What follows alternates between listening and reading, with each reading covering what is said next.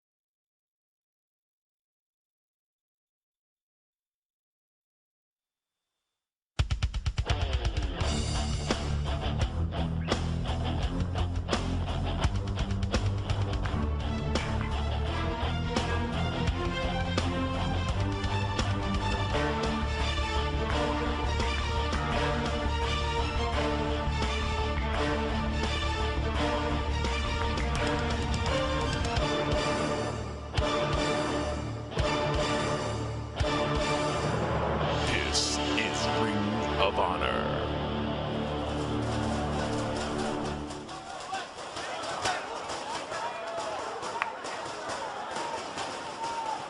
Backslide, shoulders down, two, got it!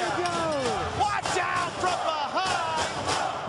We are live from the Hammerstein Ballroom in New York City, and welcome to Best in the World. It is a hot afternoon here in Midtown.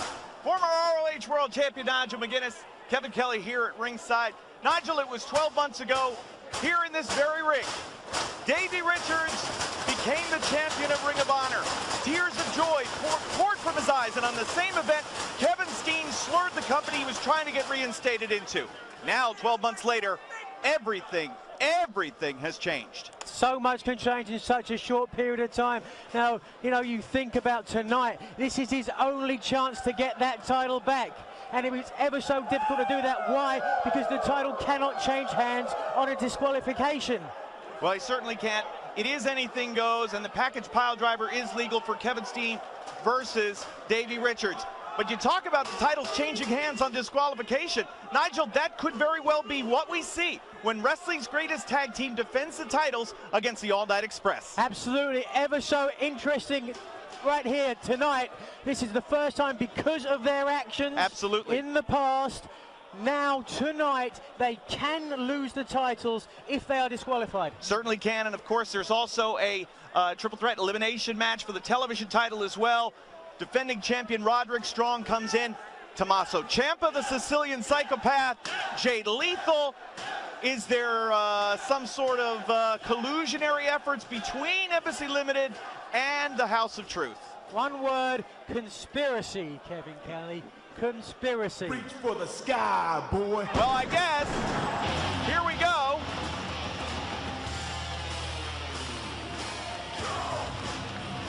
They don't want to wait. You don't want to make them wait. Them boys have just invaded the Hammerstein Ballroom. Loosely wired, but widely loved.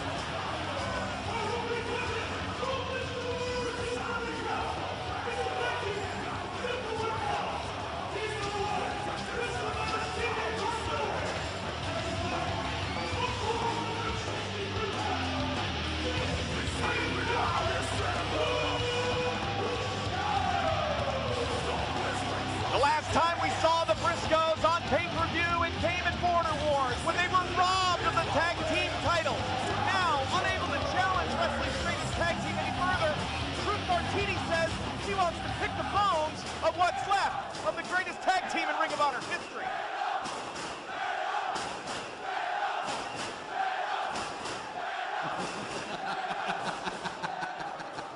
So who are the Guardians of Truth? Who are the Guardians of Truth that Truth Martini has promised?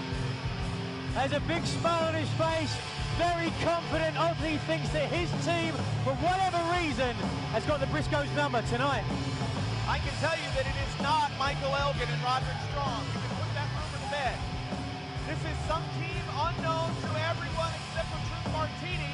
Where are they, though? The wrestling world been talking about it. Everybody banging their heads trying to figure this out.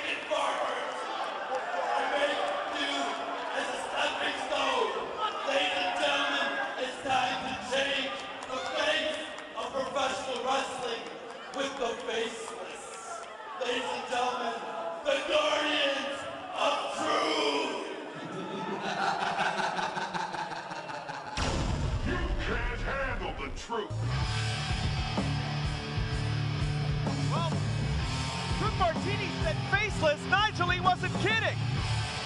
Well, I was backstage all night tonight. I didn't see anybody looking like that. He must have had them hidden away somewhere. Couple of big bruises by the looks of it. Look to be a good 6'4", maybe 6'5". We'll see once they get in the ring. Take a look at Briscoe's face. Mark doesn't know what to think of this whole situation, and well, I guess Martini's introduced them. The Guardians of Truth.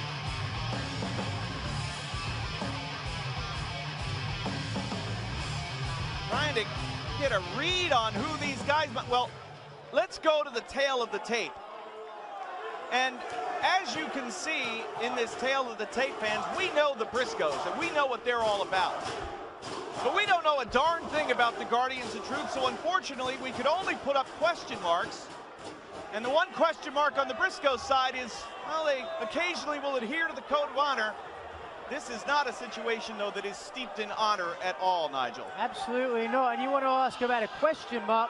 The big question mark in my mind is what effect is the fact that they have no idea who they're wrestling. Their style, their moves, that could play a tremendous factor in this one. And these two bruisers, as you described, they go right after Mark and Jay Briscoe.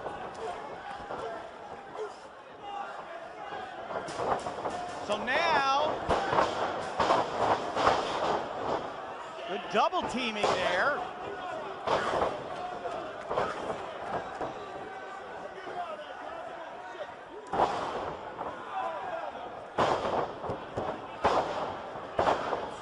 Shortcut right to the eyes.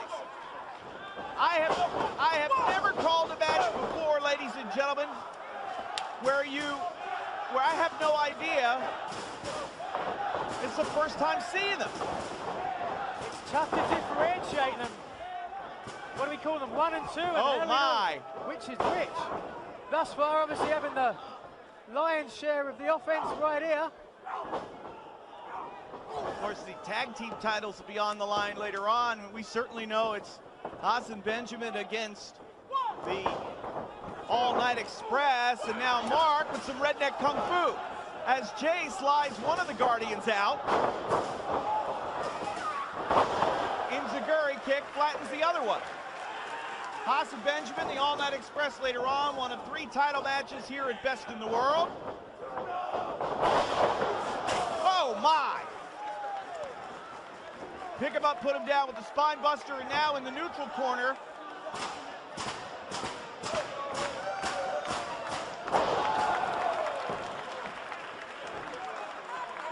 Normally there'd be a feeling out process at the beginning of a match. When you don't know your opponents, you've got to make that feeling out process pretty quickly. Yeah. This is like, you know, not that I've ever been in them, but you get in a bar fight with somebody, you don't know who you're fighting. I'm telling you what, these ropes are as loose as I've ever seen them here in Ring of Honor. Yeah.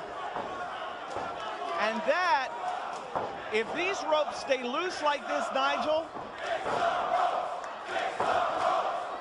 and you want honest opinion here in New York, they're gonna.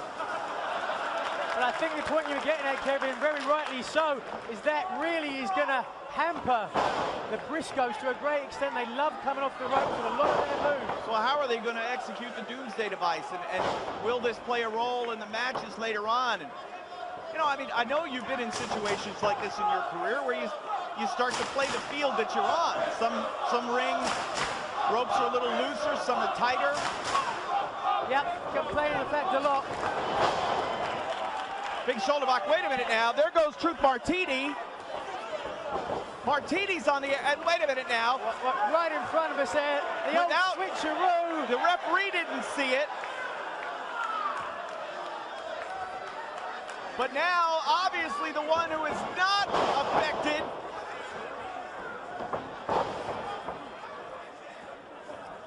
Sinclair never saw it, but the Guardians of Truth taking advantage. Martini's obvious instructions are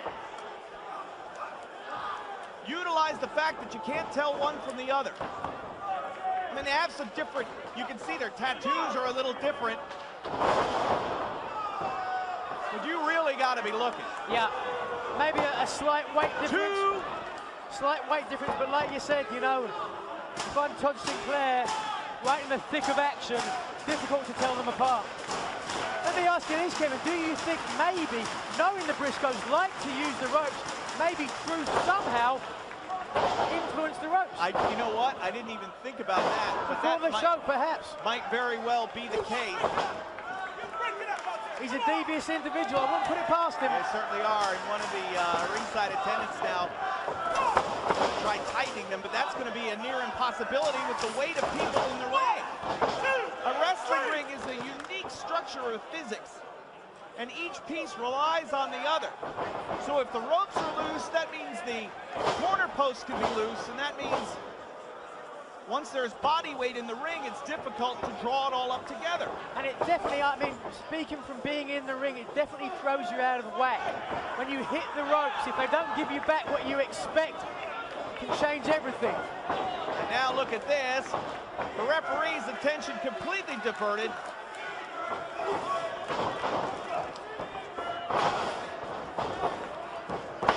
Guardians of Truth acting like veterans here. See, wait a second. And there goes the tag. Mark is in. Wherever these Guardians of Truth came from, have they ever faced Redneck Kung Fu? Look at that. Jack Daniels violence in full flow. Oh. Uncle Mule kick in the corner. Out to the center of the ring. Well, Mark is going to give it a go. Watch out up there. Oh. Oh, Froggy Bow! Didn't even get a 1 count. No, the other Guardian of Truth member in to break it up. And for the second time now, Martini's up. Come on, Sinclair. Oh, wait a minute now. What's going on? The Briscoes just did the old fake tag as well. Oh. Turn around is fair play. Oh, wait a minute. Roll up, 2. Got it!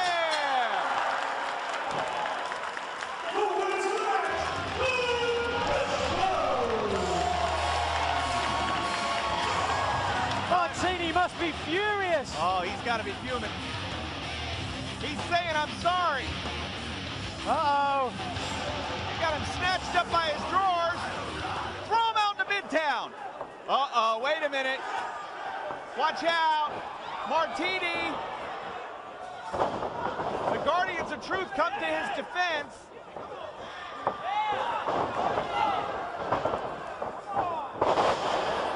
Face first, down goes Jay Briscoe. And the Guardians of Truth have done the damage. They saved Truth, they saved the Book of Truth, and they've left Jay Briscoe in their wake.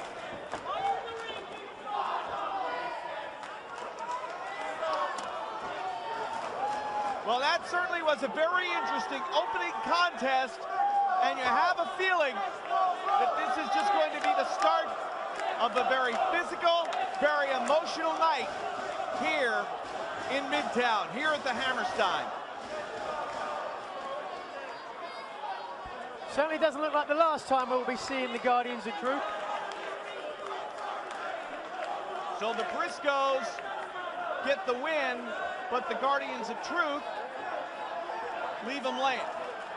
And now let's go. Of course, our next matchup is going to feature Eddie Edwards against Homicide. And we'll take you to some footage right now from a recent singles matchup. It was Eddie Edwards against the Prodigy. Shoulders down, 2. Got it! Oh. Watch out from behind! I don't like Eddie's chances out there. Wait, who's that? Homicide is here! Oh, yeah! Homicide back in Ring of Honor, coming to the aid of diehard Eddie Edwards, and I'm sure that that's the last person that Edwards ever thought he would see. I'm calling for the code of honor. This is a great moment. This is a great moment. So these two men, wait a No! No! No! Eddie! Oh, the Ringo killer! My God! Eddie Edwards has just been crumpled in half! I don't believe it. Dropped him right on the top of his head.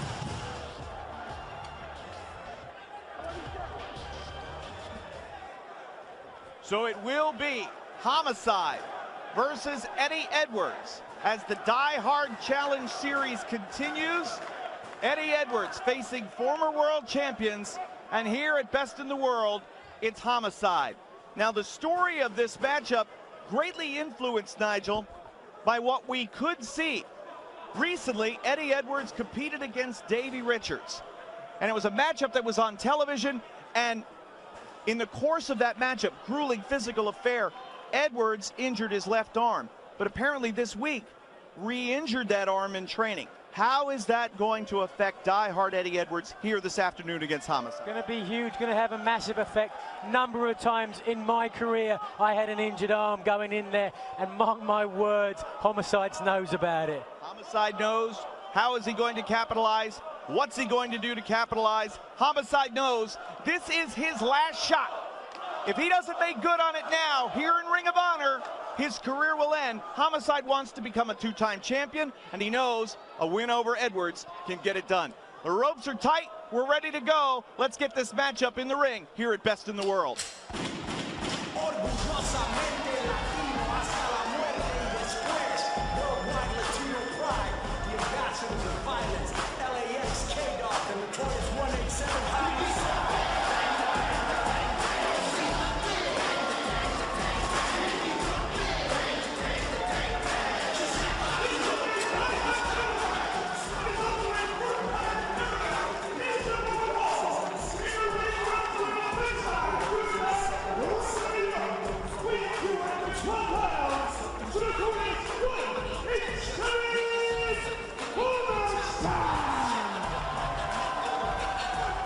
One of Ring of Honor's founding fathers. He's dangerous, hot-blooded, and street-tested, Kevin Kelly, as tough as they come. And a huge home field advantage here this afternoon in New York. But New York City, if they like anybody from Boston, it's this guy right here. He claimed the Ring of Honor World title here in the Big Apple. And Eddie Edwards, now for the first time ever, goes one-on-one against Homicide.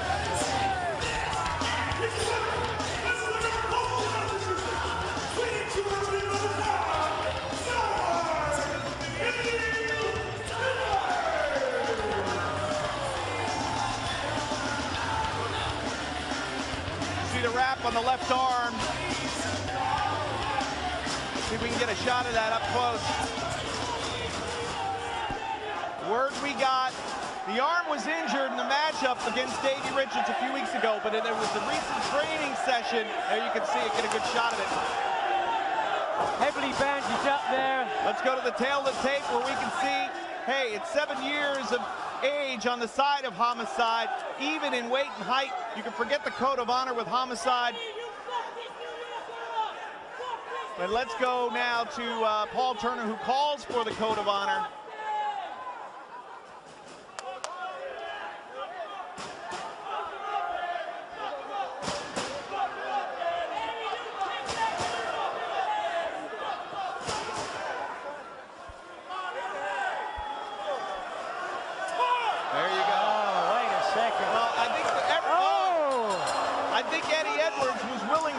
What Homicide did to him.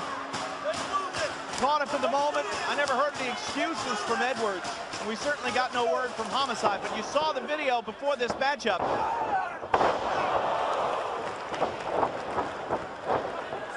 Watch out, Kevin, they're right down by us. Good Lord, right over the top of us.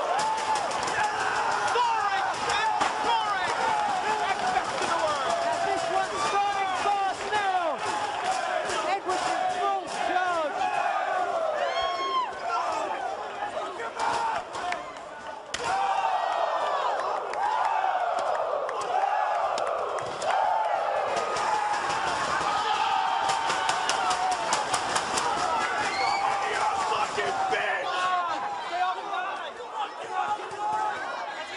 Watch out. Sometimes that's all you can do, go to the eyes. It works every time. And now one in response from Homicide. Obviously, Eddie Edwards didn't take too kindly to being dropped on his head. Homicide made the save, though. That was the interesting thing. Brutal Bob Evans and the prodigy Mike Bennett were wearing out Eddie Edwards. When Homicide's music hit, he comes through the curtain, bounces everybody around, saves the day for Eddie Edwards, and got a gringo killer for his troubles, did Edwards. Missile drop kick off the top. The leg is hooked in the center of the ring. Kind of a lackadaisical cover there. Early on in the match thus far, we haven't seen the arm come into play. We mentioned before Homicide knew about the arm, but we haven't seen him try to go for it just yet. Edwards up and over. Turns him inside out, so that's the second suplex, the second throw we've seen from Edwards. Watch out, zeroes in. Shining Wizard, right on the button. 2. I think the match started out so fast that arguably, if he had a game plan, Homicide didn't get a chance to implement it yet. Yeah, and again, we know that Edwards is so resilient. Hell, he's fought here in New York City with a broken arm, broken elbow, but you know, that arm, again, if it's muscular, if it's skeletal, we're not really sure.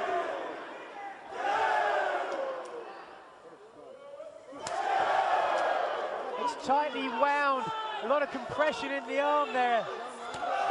You can see there's bruising. Yeah, I was just gonna, above it. I don't know if we can get a shot of that, but on his tricep, you can see there's a definite bruise. But right now, these two men are just standing toe-to-toe, finding out who's tougher.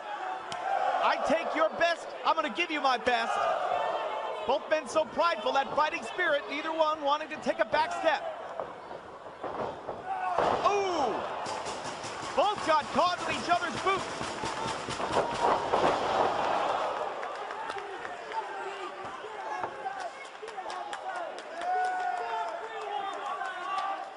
well, let's see if he takes the advantage here with the arm. He's on top, now would be a chance. Solo that arm and start really working towards a submission.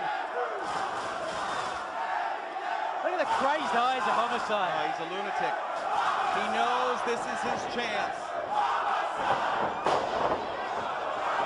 Oh, that arm! That injured left arm, Nigel!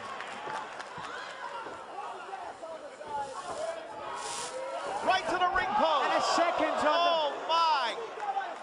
The first time it was high up on the deltoid, but the second time lower down, closer to the original injury.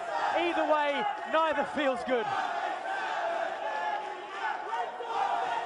Watch out, Kerry. Yeah, Kerry Silkin is right there. You can't turn your back on this guy for a second. His nose might be broken. He's got some blood coming from his nose. He's trying to get a chair in here.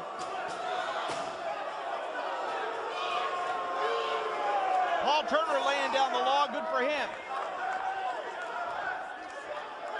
Edwards so slow to his feet, the man who came into best in the world last year as the Ring of Honor World Champion. Went 40 grueling minutes with Davey Richards. Richards came out on top. Biting his hand there, you see. Good Lord. Tit for tat, trying to get in his eyes and then bit his thumb. And Edwards knew that he wants to get back in the world title picture.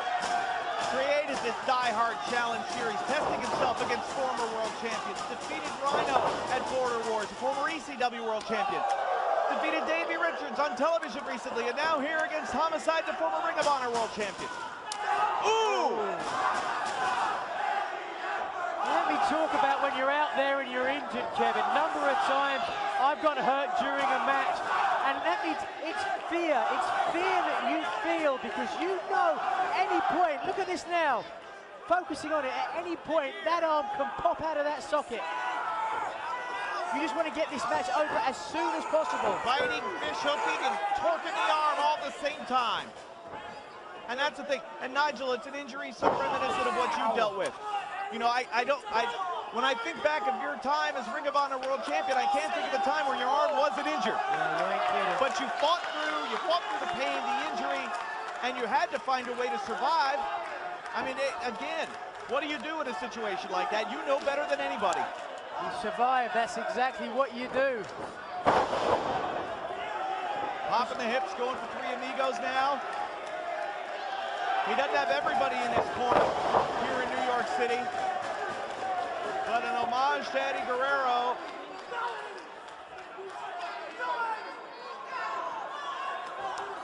He says, no, Eddie. Oh, well, so much for that. Oh, we're going to see it anyway. Well, I'll tell you what, if there is one man that is honorable, it's Eddie Edwards. And honoring a former world champion in Eddie Guerrero. But back to the arm.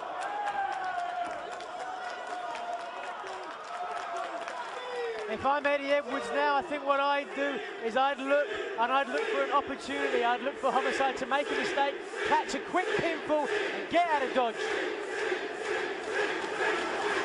He's a bit taken by the C chant. Watch out, right on top of us. Boot right to the face. Dangerous position. I hate this. Right above us. Watch out, Kevin. I'm going to stand up out of the way. You never know where they're going to end up. No, and that's... They are perched at the top. Precarious. Oh, my. Superplex all the way down. But that arm still screaming in pain. Come on, Eddie. You've got to capitalize now. Dig deep. Dig deep. You want to earn your way back to a shot, you've got to dig deep. Homicide with a sick look of almost pleasure here, despite the fact he just got superplexed off the top, up on the shoulders. Thought it was going to be a Death Valley driver.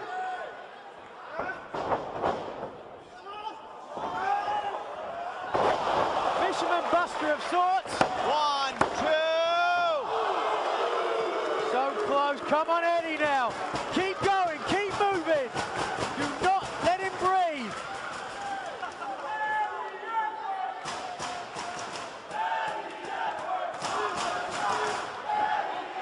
Now going to the left arm of Homicide. Wait a minute now.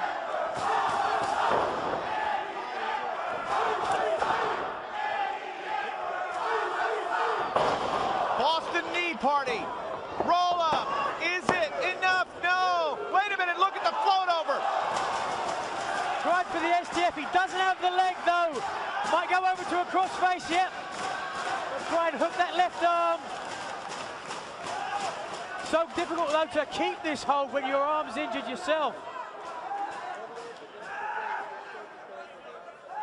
Just can't get enough torque on it, Kevin. Look at how close the Homicide is and finally does get to the ropes to force the break. And you made a great point there. Despite all the pulling he wanted to do, just the power isn't in that arm. He couldn't keep him grounded enough to force Homicide to submit. But now back on his feet, inverted atomic drop. May have been low there.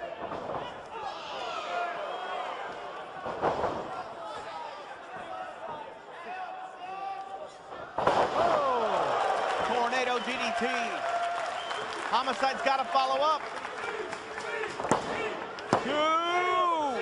Very low on the cover there. There was no way he was going to keep his arms down, keep his shoulders down. Nonetheless, Eddie Edwards in real trouble in this match. But he's gutsy, he's determined, he's a working class hero if ever I saw one. Will that be enough, though, against a man like Homicide? Going for the chin checker. Is he going to be able to do it? He's got him up on his back. No, Homicide. Ace Crusher.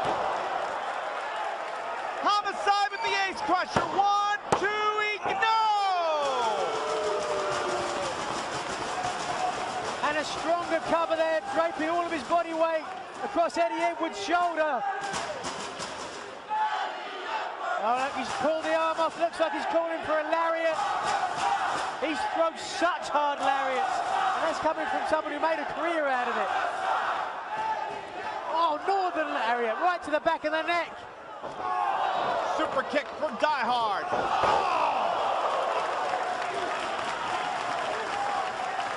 The Die Hard Challenge Series Cup. No!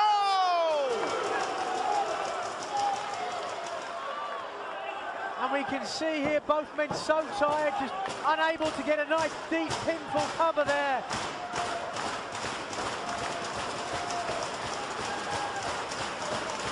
You feel that it's going to take that, or it's going to take some devastating move, and these guys have got them to get the win in this one. Edwards' eyes are glassy. And now setting it up. Here we go. Gonna hit him with the Ringo Killer. No, wait a minute. Countered out. Courtesy flush. 2, no!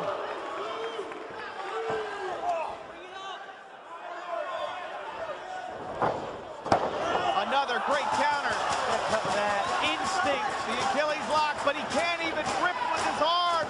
He's doing his best, but even though he's got that grip, like I said, I don't think he can apply enough pressure. He's got 80% of it held with his right arm. His left is just barely there. Just not enough.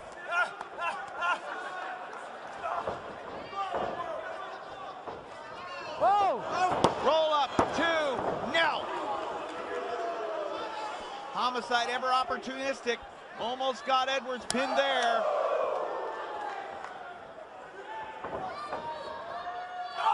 Ow! Look at that. And now, here we go. Watch out! Oh! God. Gringo Killer 2, got him.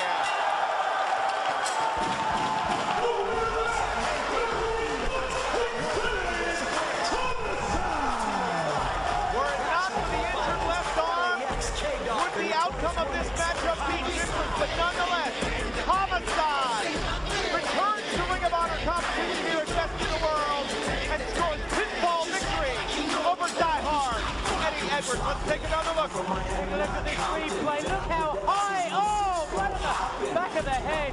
Gringo Killer spelled it. So dangerous. But that left arm that was heavily taped coming in was injured throughout the course of this matchup. Homicide gets the win. You're going to get some help down here, Kevin. I don't know about the package palm driver being banned. I think you can make an argument for that being banned. So dangerous. What's next for Homicide? What's next for Die Hard Eddie Edwards? Both men would love an opportunity at Kevin Steen if he is indeed the Ring of Honor World Champion at the end of Best in the World. But next up, a matchup involving two former partners who have found their worlds collide here at Best in the World in a first ever matchup, I believe, here in Ring of Honor or anywhere. Hybrid fighting rules, and what can we expect when Adam Cole and Kyle O'Reilly meet under these rules? Well, you've got to say it's O'Reilly's match.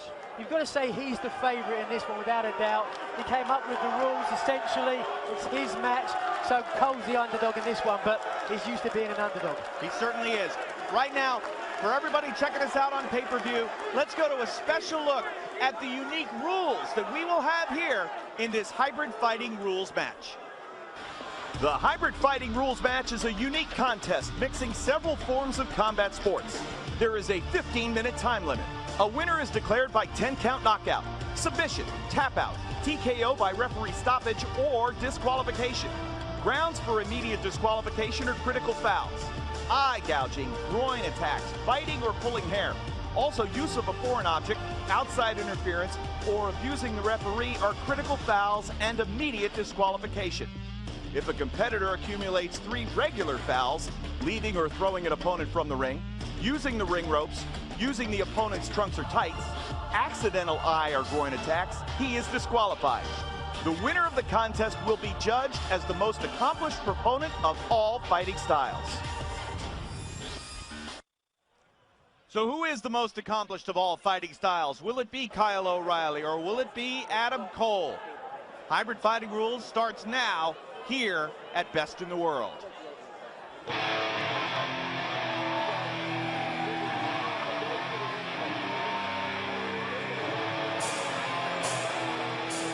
Well, he's vengeful, but he's ever so versatile.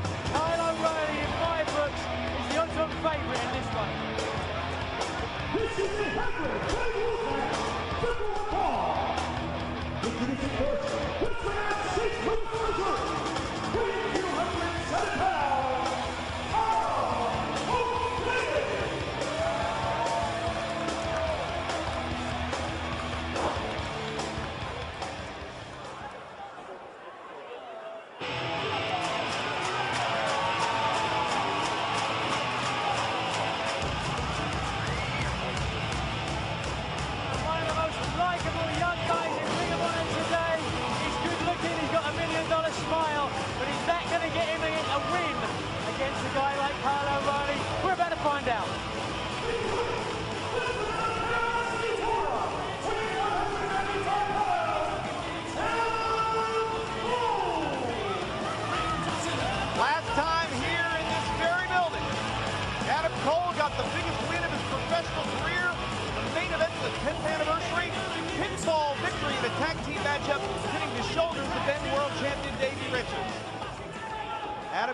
and Kyle O'Reilly were on opposite sides that night, and of course here we look at the tail of the tape, where you can see Cole 2 years younger, O'Reilly a couple of inches and about 8 pounds on his side. We know Adam Cole adheres to the code of honor. Kyle O'Reilly says he'll only shake hands with people he respects.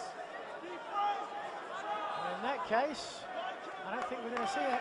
Well, there we go, he does. Now, perhaps grudgingly, or, you know, and a lot has been made as of late about the dynamic between Davey Richards and Kyle O'Reilly. Richards was really upset with Kyle, the way he acted at the conclusion of the 10th anniversary match. And again, with team ambition, it's very much about competition. You don't know that wins and losses are going to happen. Right. But we'll see how this goes. You notice the wrap on the left leg of Kyle O'Reilly. I spoke with Kyle earlier this afternoon. He does have a slightly tweaked knee, injured in training with Davey Richards in preparation for Richards' match with Steen, and of course, hybrid fighting rules here. Yeah, very nice. Yeah, a tendon strain is what it's called, a tendon in the back of his knee. And now, ground and pound from Cole, who, as you mentioned, the obvious underdog in this match, showing some good defense, though, with palm strikes being fired by O'Reilly. Oh, straight into the armbar. But a great way out of it, that's what you got to do. Roll over on top straight away, watching those kicks. Some good defense being displayed by Adam Cole. O'Reilly out of the way as well. Drop kick shoved away. All right.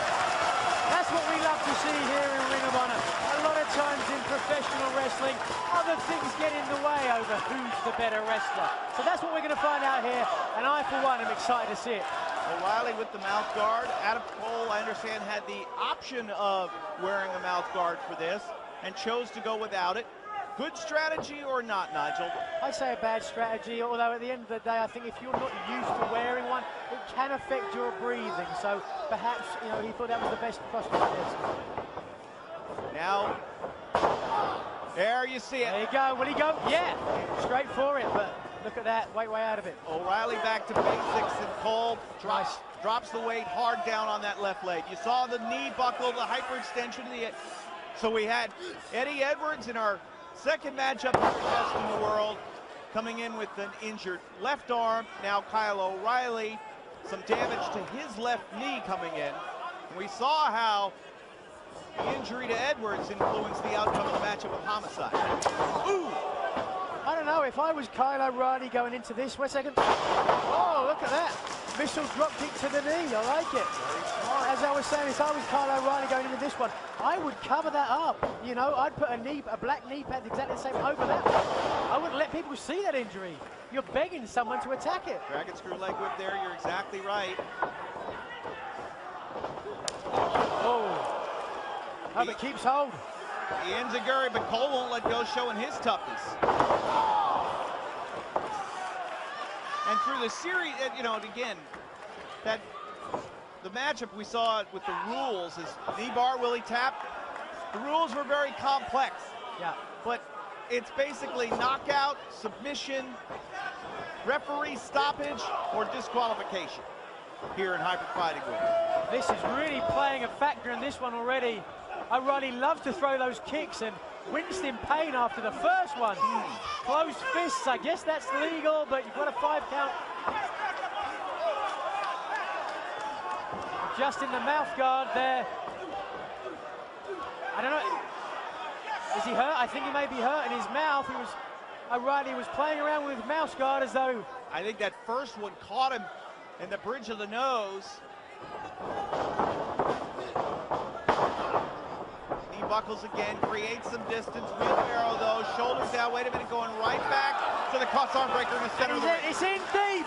He has to try and take that pressure. He has to roll in towards O'Reilly. Well, he can pop that joint in a second. All right, so there is a rope break.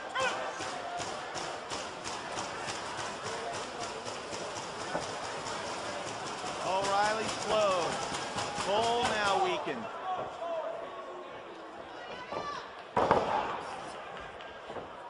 Both men injured. Oh, look at that. Separate a shoulder there like that as Adam Cole crashes down hard, right at the top of that shoulder capsule. And we can see a story developing in this one now. The leg of O'Reilly, the arm of Cole. The human game of chess, as Gordon Solie used to call it. And I was thinking, Nigel, as this unfolds now, we're really seeing wrestling in its purest form, controlling one of the points of balance of the body. Absolutely. This is really what Ring of Honor was based on. It's what it started out.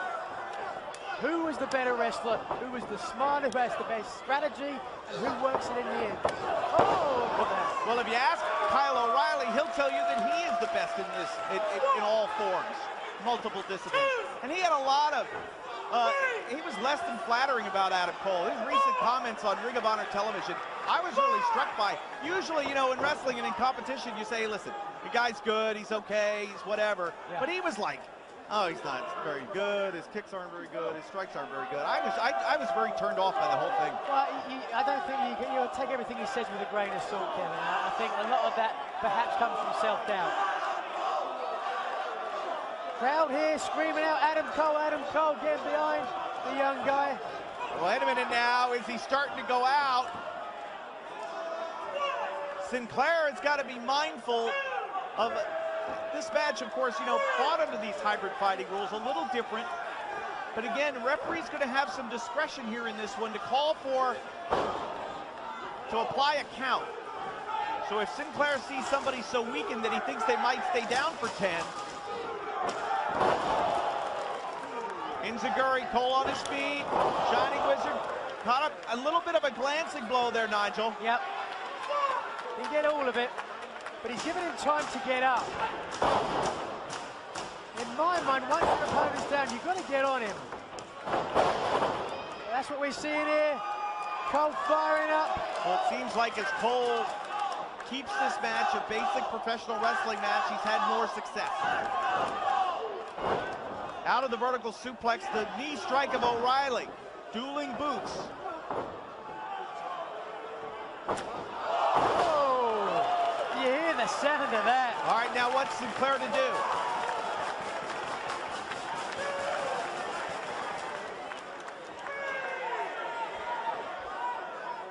Are we going to see a 10 count here?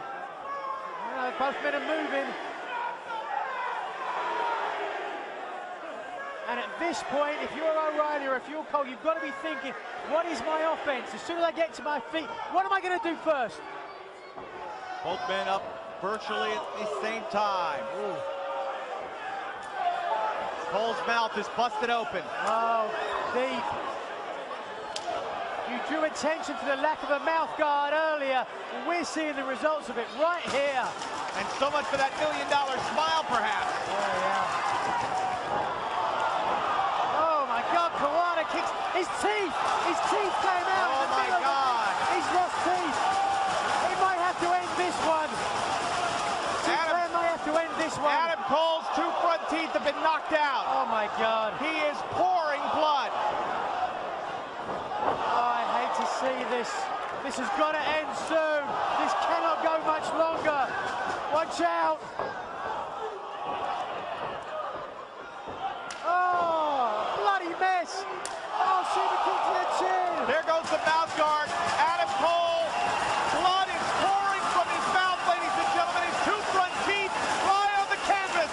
But this kid fights on. God bless you, Adam Cole. Come on. Get up. Stand up. Stand up, Adam Cole.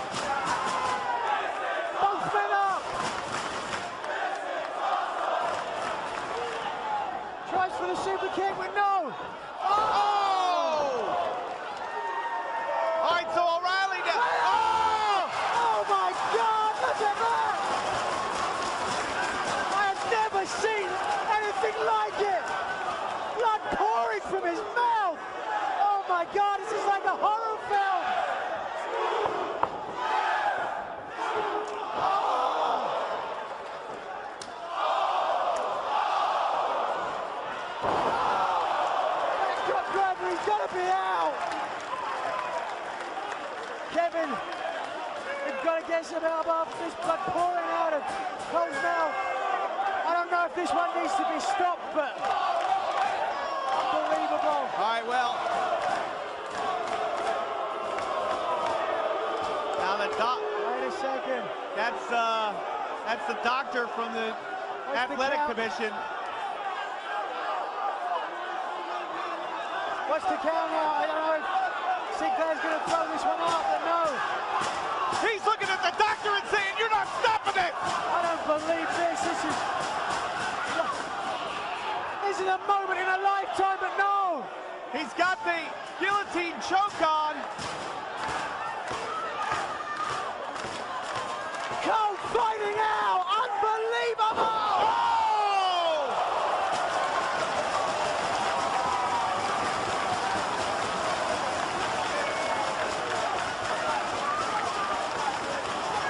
They're up to 3.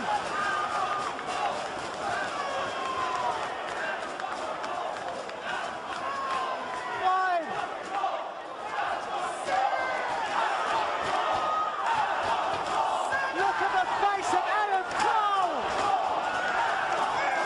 Both men! Oh! That kick just may have KO'd him. Adam Cole standing strong in the middle of the ring, refused to give up! O'Reilly. All right, so 1 foul now for Cole. At this point, who cares? For the love of God, somebody win this, please. O'Reilly fell out of the ring with his own momentum, so that wasn't a foul. Cole got a foul for going out after him. In Tarkington, there are moments in professional wrestling that come along once in a lifetime. This is one of those moments.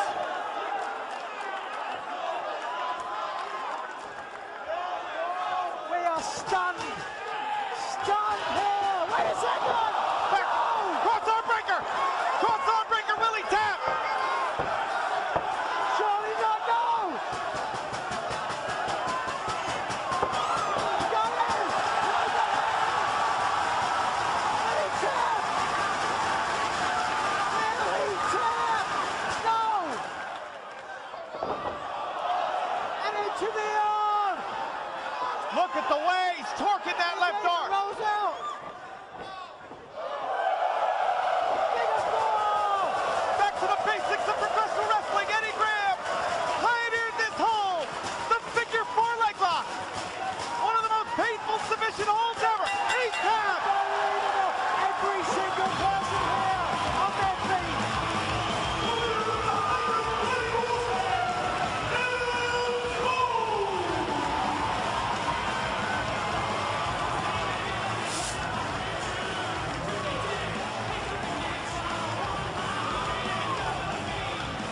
A star is born here in Ring of Honor. 2 of his teeth lay in the center of the ring. He has a huge gash, it looks, on his upper lip. But Adam Cole got Kyle O'Reilly to tap out and win this hybrid fighting rules match.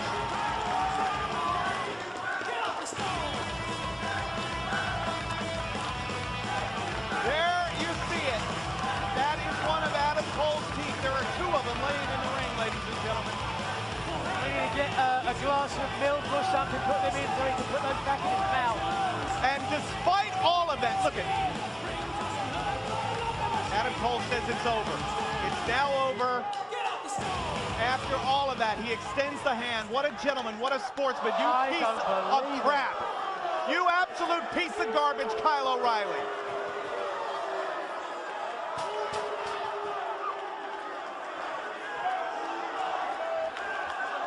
Well, if that didn't earn his respect, I don't know what will. Look at his face, though.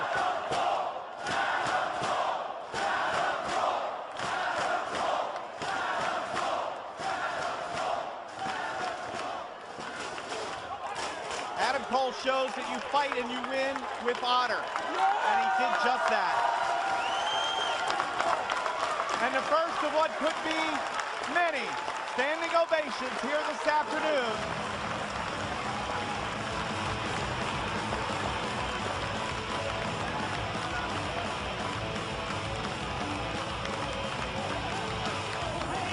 let's take a look at a replay now. As you know, Adam Cole's going to need some medical attention. Here it was. Look at that. It was that boot that caught its mark, and Cole was gushing blood from his mouth. Physically devastating headbutts, kicks. Look at that.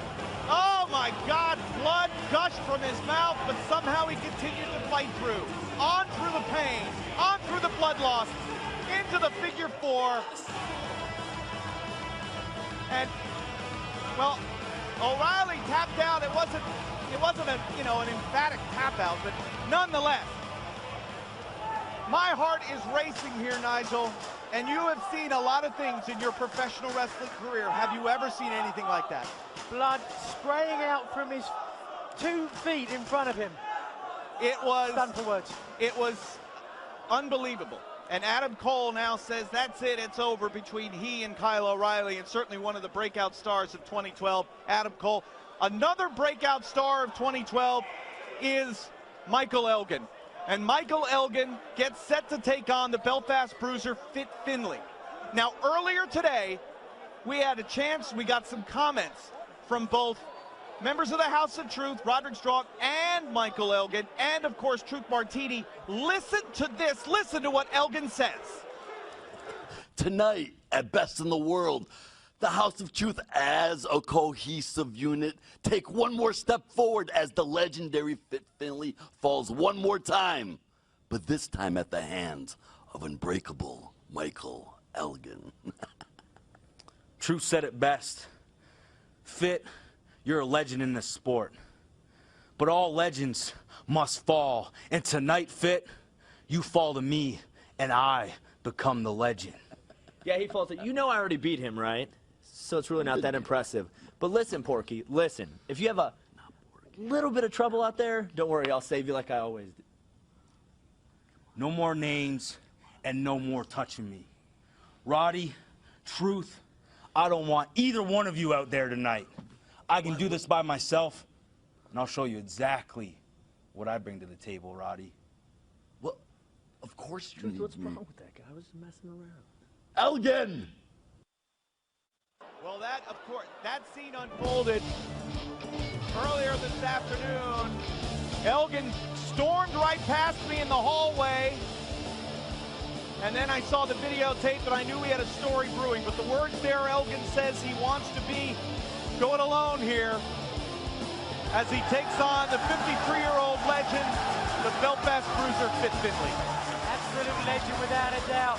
He needs to make sure his mind is on that man, not on Roderick Strong.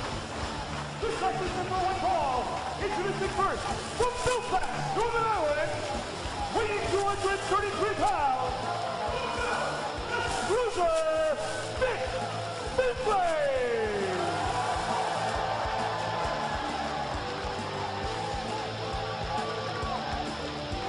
Bona fide legend in the wrestling sport. You can't handle the truth. Well, he looks focused without a doubt. He's solid and he's impervious and he's so strong that just one kick can knock a man out.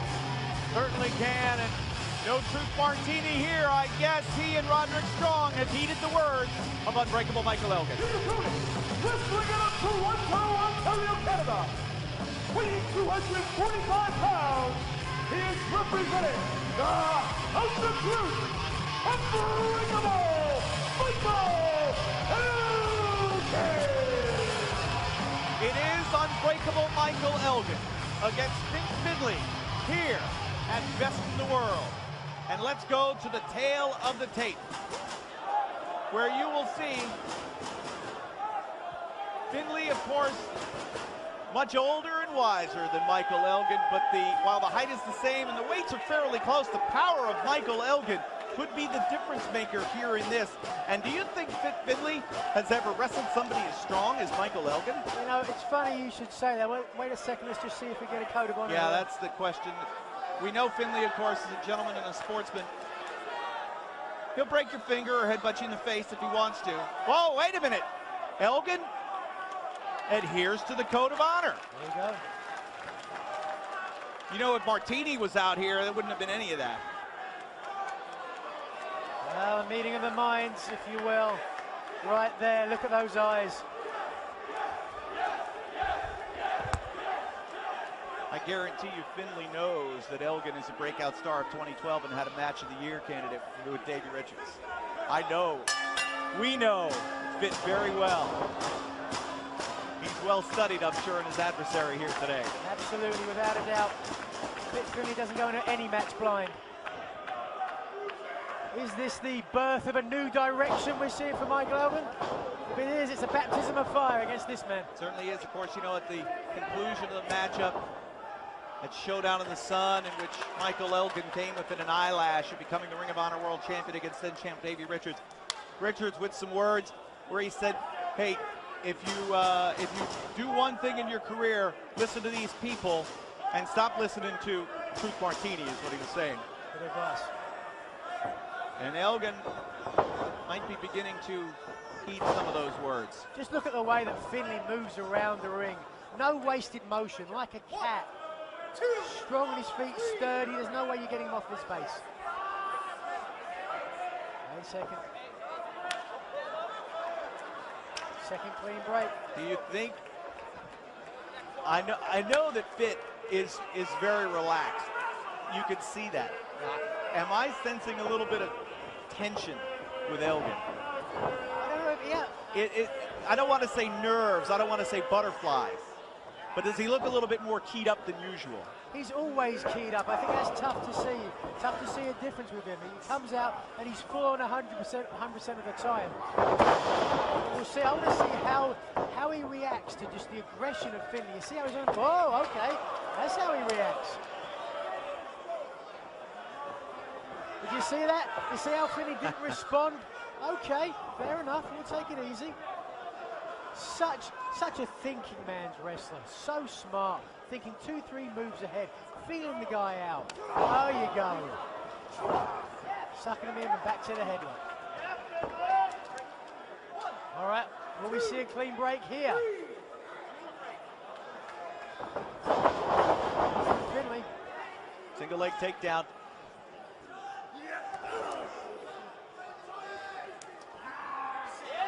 The power of Elgin neutralized if he's off his vertical base. What a delight to see. In his 50s and still able to hang with a guy of Elgin's size, a guy of Elgin's age and his athletic ability. We understand that Adam Cole is being attended to right now, and we will get you perhaps a more definitive medical update on his condition afterward, to the conclusion of this match, or maybe during the second half of action here at Best in the World. But Adam Cole came out on top. You talked at the beginning of the match about maybe has Finley faced someone the size of Elgin before, and I was thinking back to all the matches. Oh wait, look at this, written at the face there. I was thinking of all the matches that I've seen Finley had over the years, and I used to study this man. There was a big Canadian fella by the name of Big John Quinn. About 6'5", was probably the biggest guy I ever saw him wrestle, but not someone as small but packed as Elgin. Of course, there was Fuji Yamada.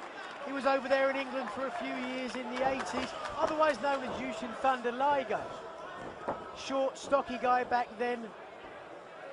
But this is a long time from the 1980s. Yeah, and now Elgin, despite being in the grip there, able to expose Finley's shoulders down to the mat.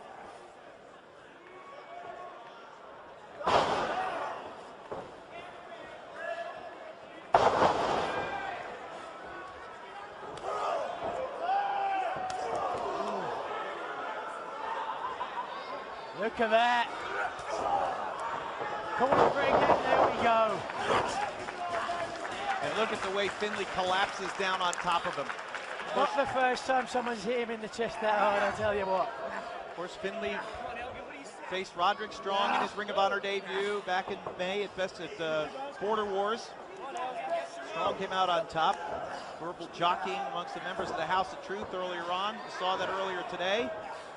And Elgin said, I'm doing this by myself, boys.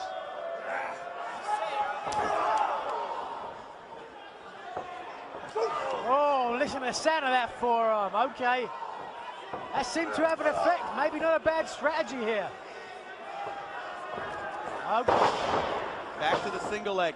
Finlay catches him coming in. That's something I noticed he does very, very well. It's almost like the counter puncher, Nigel. Well, you know what they say, the best defense is a good offense.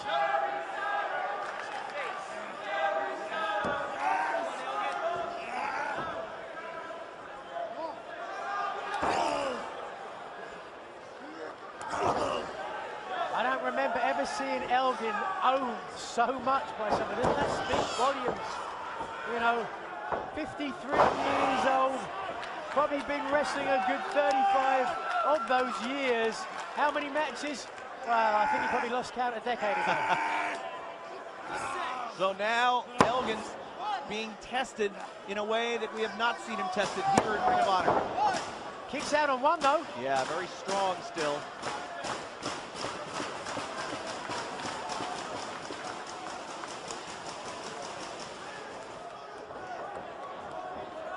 Finlay just so seasoned, so well traveled, wrestled everywhere, spent years. Oh!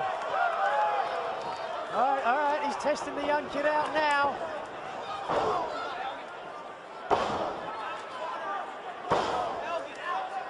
Oh! Rocks him with a forearm. Elgin answers with one of his own, back to the leg. There you go, look at that. As I was saying, wrestled years in Germany, in Japan. He knows every trick in the book.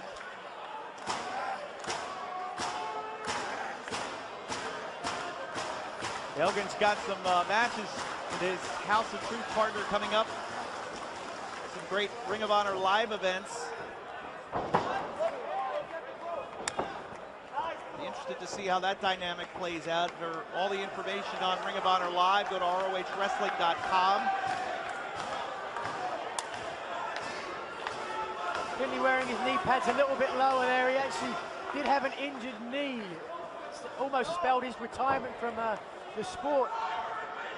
Yeah, you can still plainly see the scar on his left leg from that injury. They're still almost at that feeling out stage. Finlay had the lion's share of the control with wrestling. But I would say Elgin has proved something strength-wise here.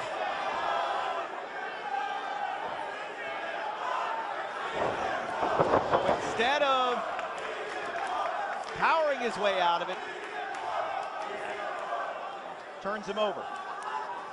Working with that top wrist lock there, just keeping control of your opponent. When you can put your body weight on your opponent, it's tough to breathe and you wear out. You're not even aware that you're getting worn out. Elgin now scrambling to get to the bottom rope to force a break. You can see his lower half is still very active and very strong, but his left arm is being owned, as you said, by Fit Finlay. Keeping on top. And even if there isn't the physical pressure, there's the mental pressure there. Puts his hand across his face. And a clean break. Certainly an aggressive clean break, though. Right.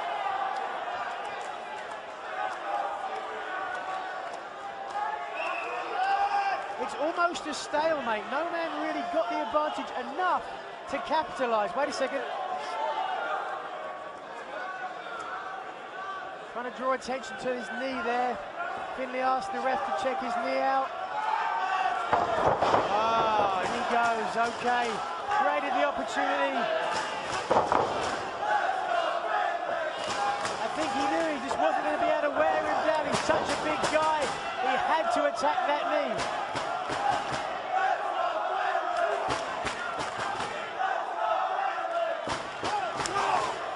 Dueling chants and tons of emotion here this afternoon inside the Hammerstein Ballroom in the heart of Midtown in New York City. Michael Elgin and the Belfast bruiser Fit Finlay. Elgin now. He sees Finlay above him from the second row. Oh, look at that. Swinging. Right in the mouth, look. Swinging for the fences that time. We saw someone lose his teeth earlier. We might see it again in this one. Pushed him off, I don't know. Grabbed at his face. We can't see right here. He's coming down by us, holding his face. Finlay creating some distance, and I'm not liking this. Oh! Did Elgin just fall for that one? I think so. What a veteran move, though. You know, he knew that he had to attack this from a different direction. That's exactly what's happened here.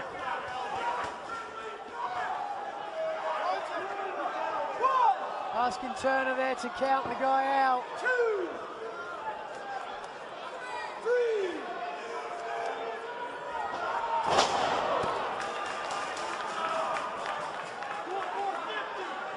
Finlay taking his time now. Purely in control of this one. He's given Elgin time to recuperate. Unusual for Fit, but as soon as I spoke, out he comes.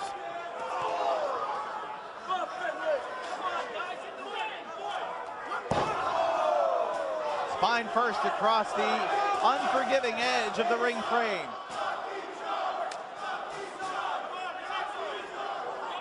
Oh, watch out, he's going to drop him right across there. Oh, and those guardrails are razor sharp in some places. You've got to be ever so careful, they can cut you open like a razor blade. So after being drop thrown first across the barricade, Finlay rolls in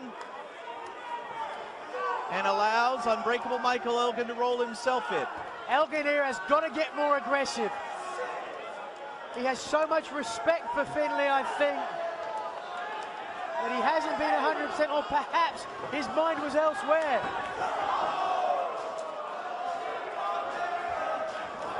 Oh! Elgin bounced up quickly. And once again, Finlay sends him outside, showing that it is indeed the Belfast Cruiser who owns this ring right now. Here at Best in the World, but Elgin slides back in very aggressively. He's calling for more. You don't want to ask more from that man.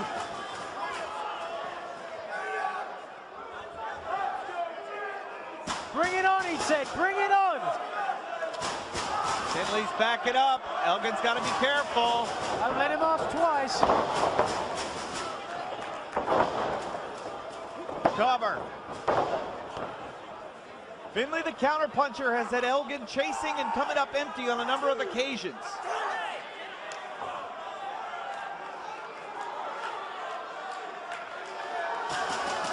Finlay clearly in control, and we're now seeing that separation. Finlay clearly on top of this one. Elgin has to take control back. Cover. Slides out at 1.5. You don't get a lot of opportunities against this man, I can tell you. Well, you mentioned before the defense of Finlay is so strong, he doesn't leave himself open. And Elgin has not been able to take advantage of any opportunities, if any, have presented themselves so far. I wonder what's going through Elgin's mind right now. I think he's rethinking his thought to not have Truth out here. I mean, you have to think this wasn't the way he expected this match to go. He's not used to being out-wrestled this way, this strongly. This is certainly a test for him. I, for one, am very interested to see how he responds. Like that. Finlay up and down in that. Did you see that, though? Belly-to-back suplex. Yep. But Finlay was the man back on top.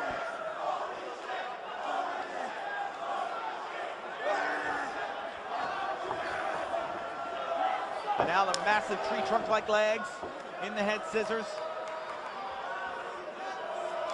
And don't take that hold lightly. When those legs are that strong, what are they, like 50-inch quad, something like that? Massive.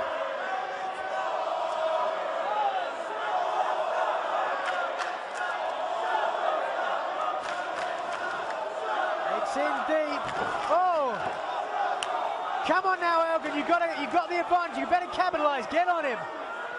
You've got to capitalize. No, too late. Back to the single Too leg late. again. The years of experience we're seeing born out here. A true artist. And I hate to say it, but Elgin just doesn't seem to know what to do with him. It's kind of a clinic being put on right now here by Fit. But again, the object of this and every professional wrestling match is to win. And Finlay has yet to keep Elgin's shoulders down. The enziguri there, and unbreakable Michael Elgin now slowly getting to his feet, as is Fit Finlay. Oh! To the iron goes the Belfast Bruiser with his shoulder first. Well, we know about Elgin's strength. Let's see about his smarts. Is he going to go for the arm? Nope, straight back to the strength. I guess if the record ain't broke, don't fix it. Entire ring is shaking with each one of those forearm clothesline smashes.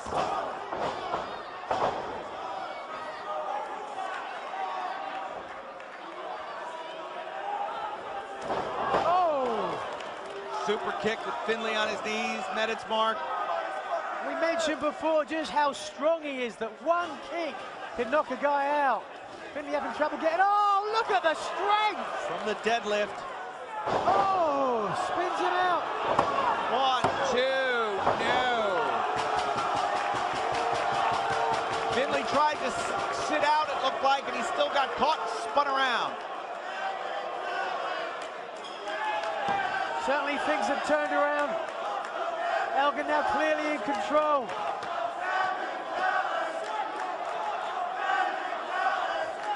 I don't know, I mean, that's what's the trouble when you wrestle a guy like Finlay. What's your game plan? You have the advantage now. What do you do to try and put him out? Do you go with the strength? Whoa! You try to go with strength, you got backdropped out of it. Yep. Can you out wrestle a guy like Finlay? I don't know.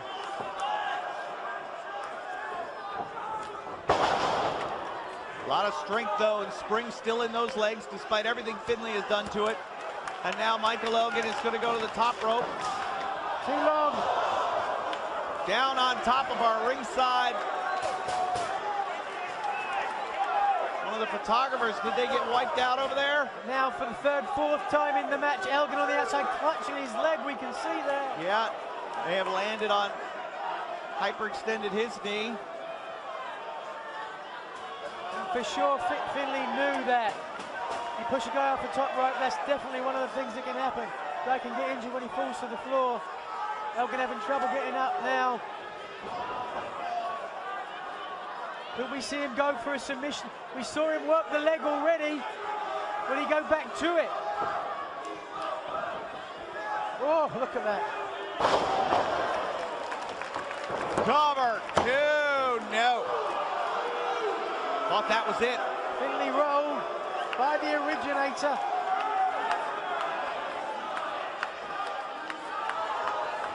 Going for it a second time. Wait a minute now. Oh. Hits it, 2, no.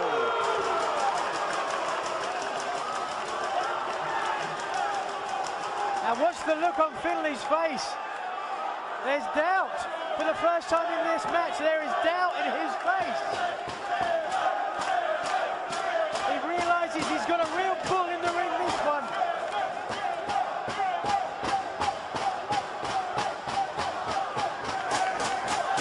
Oh, wait a second. Uh-oh, wait a minute. No, no, no. Hold it. 1, 2.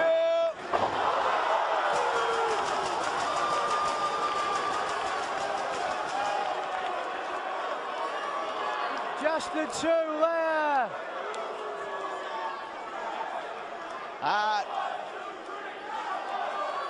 So now Finlay, he's done everything he can to try to put Elgin down. Elgin barely able to stand after that one.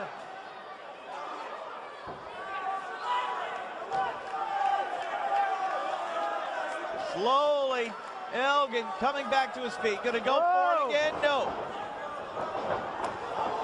Spinning back fist. Oh, the buckle bomb.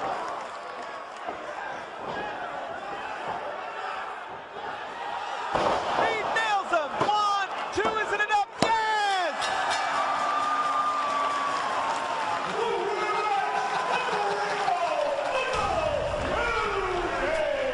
Elgin wins. Elgin has defeated Fit Finlay, and now that accolade jackass Truth Martini is down here to celebrate.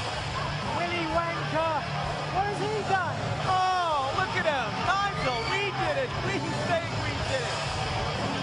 He's thrown the winning Super Bowl pass.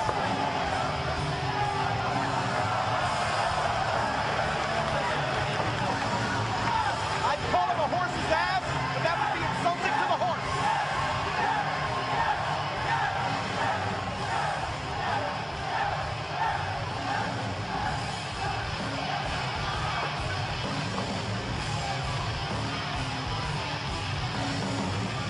That clown, he's trying to take credit for Michael Elgin's win. Elgin's the one who survived Fit Finlay. Elgin's the one who was tied up in knots. Fought through the pain. Somehow was able to outlast Finlay and eventually hit the buckle bomb and the power bomb. He said he didn't want interference. He said he could do it on his own, and he did do it on his own. So what's he going to say now? Certainly did do it on his own.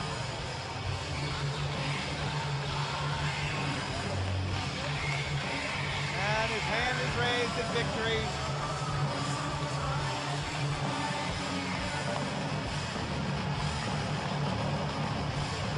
If nothing else, Michael Elgin learned a great deal here in this matchup against Fit Finlay, Nigel. Absolutely.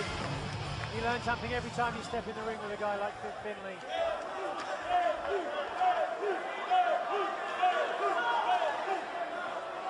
Well, Finlay, ever the sportsman, wants to adhere to the code of honor. And Elgin just shoved Martini aside and shook his hand despite Martini saying no.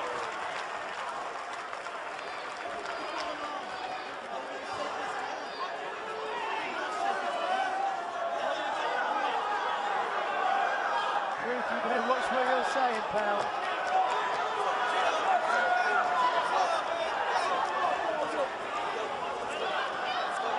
Well, I think Truth Martini knows who's the boss. And that's Unbreakable Michael Elgin.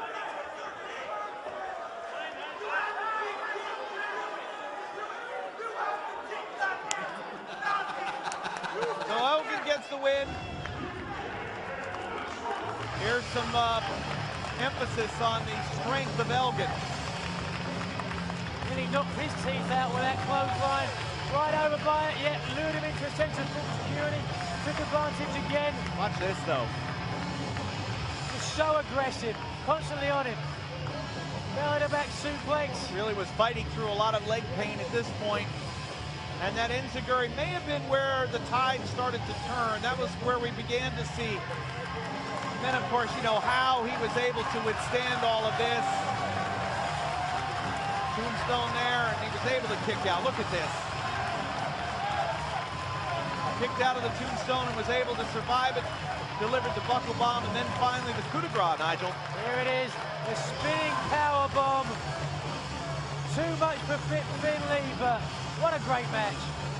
Certainly was a great match and a great way to wrap up the first half of Best in the World, where we talked about emotion coming in and we talked about everything that had filtered it. Obviously, the news out of the first half of Best in the World is what Adam Cole did, beyond a shadow of a doubt. A moment for the ages. I think it certainly is. So right now, we're going to take a brief intermission. We've got 3 big title matches to come here at Best in the World. Brief timeout, then we're back in Midtown. More action to come here from Best in the World. I introduce to you, I don't believe it, He got him! your brand new ROH World Champion, Evil lives here in Ring of Honor. Kevin Steen! How does it feel to know just 18 months ago there was a man that tried to destroy your career, to starve you out, and now he has to call you for bookings. He has to look you in the eye and call you, Kevin Steen, the ROH World Champion. Feels pretty amazing. You know what feels even better is that I've been saying for 6 months that this was going to happen, and now I get to stand in the middle of this ring and show the world that I am a man of my words. You're a cancer, you're a sickness in this company. You're doing nothing for our public relations. You're doing nothing for our image.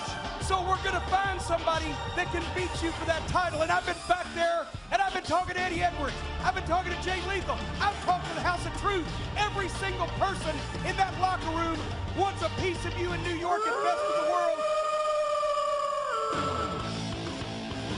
Davey, I'm not about to... Shut up, Jim!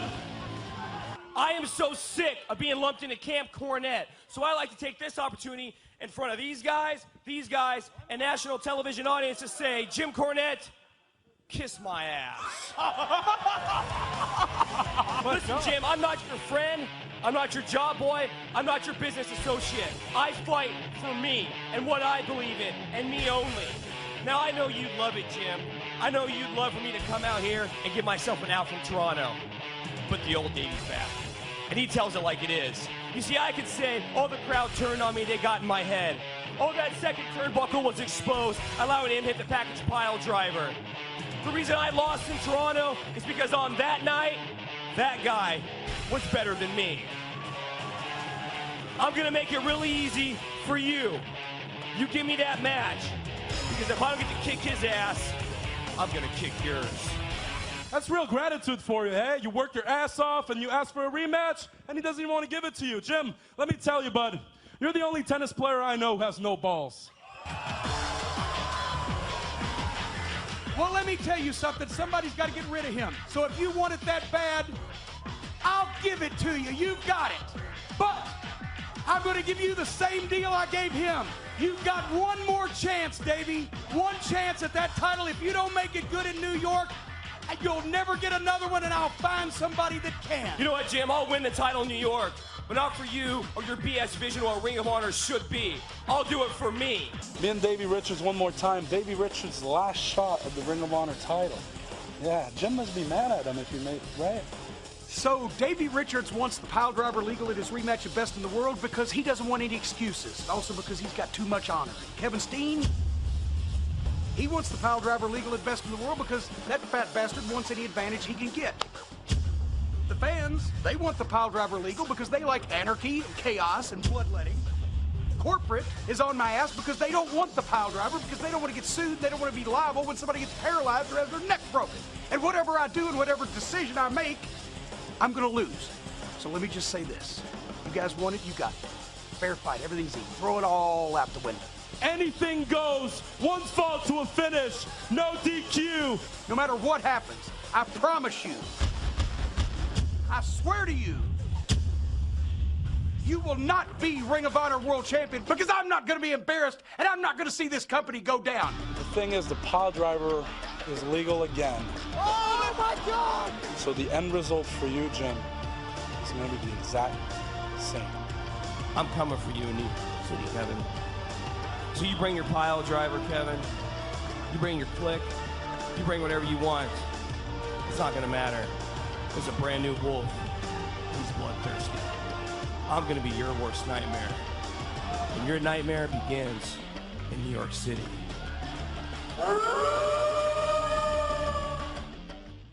Wrestling's greatest tag team put greatness into tag team wrestling by becoming once again your new ROH World Tag Team Champions. From now on, this is to any team in Ring of Honor. When you step in the ring, you understand that you are putting yourself in serious bodily harm, and Ring of Honor can't find us, suspend us, and your ass is grass. You want to bring up the All Night Express. These are the guys who everyone says should be champion. According to who? What have they done? Who've they beat? They've always wanted to be what wrestling's greatest tag team is. The All Night Express deserved our title shot. We earned it at the Proving Ground over 6 months ago, and we never got it. We're gonna turn your old ass into old news. 1, 2, and 3. You two are looking at the next Ring of Honor World Tag Team Champions.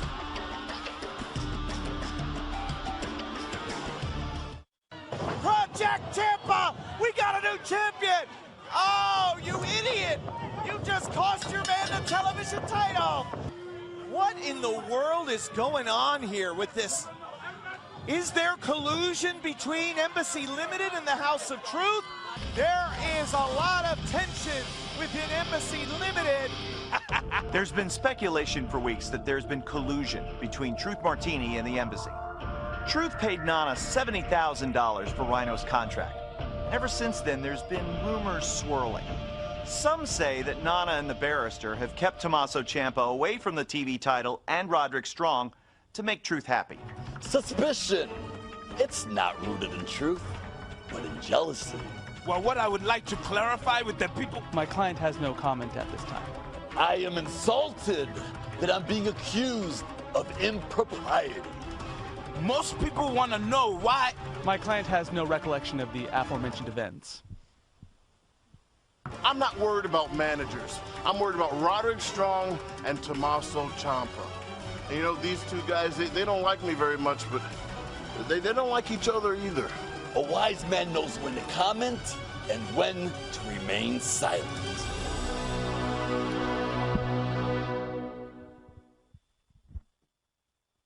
Tell him to get ready, because Jay Lethal's coming for what's rightfully his, and I'm taking it. And if you ask Truth Martini, he'll tell you that even that's the truth.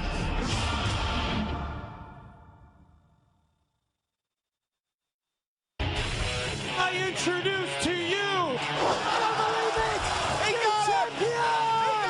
Your brand new ROH World Champion! Evil lives here in Ring of Honor. Kevin Steen! How does it feel to know just 18 months ago there was a man that tried to destroy your career, to starve you out, and now he has to call you for bookings. He has to look you in the eye and call you, Kevin Steen, the ROH World Champion. Feels pretty amazing. You know what feels even better is that I've been saying for 6 months that this was going to happen, and now I get to stand in the middle of this ring and show the world that I am a man of my word. You're a cancer, you're a sickness in this company. You're doing nothing for our public relations. You're doing nothing for our image. So we're gonna find somebody that can beat you for that title. And I've been back there, and I've been talking to Eddie Edwards. I've been talking to Jay Lethal. I've talked to the House of Truth. Every single person in that locker room wants a piece of you in New York and best in the world. Davey, I'm not about to... Shut up, Jim! I am so sick of being lumped into Camp Cornette. So I like to take this opportunity in front of these guys, and national television audience to say, Jim Cornette, kiss my ass. Listen, Jim, I'm not your friend.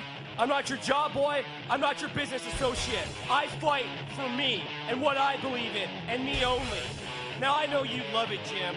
I know you'd love for me to come out here and give myself an out from Toronto. Put the old Davey back.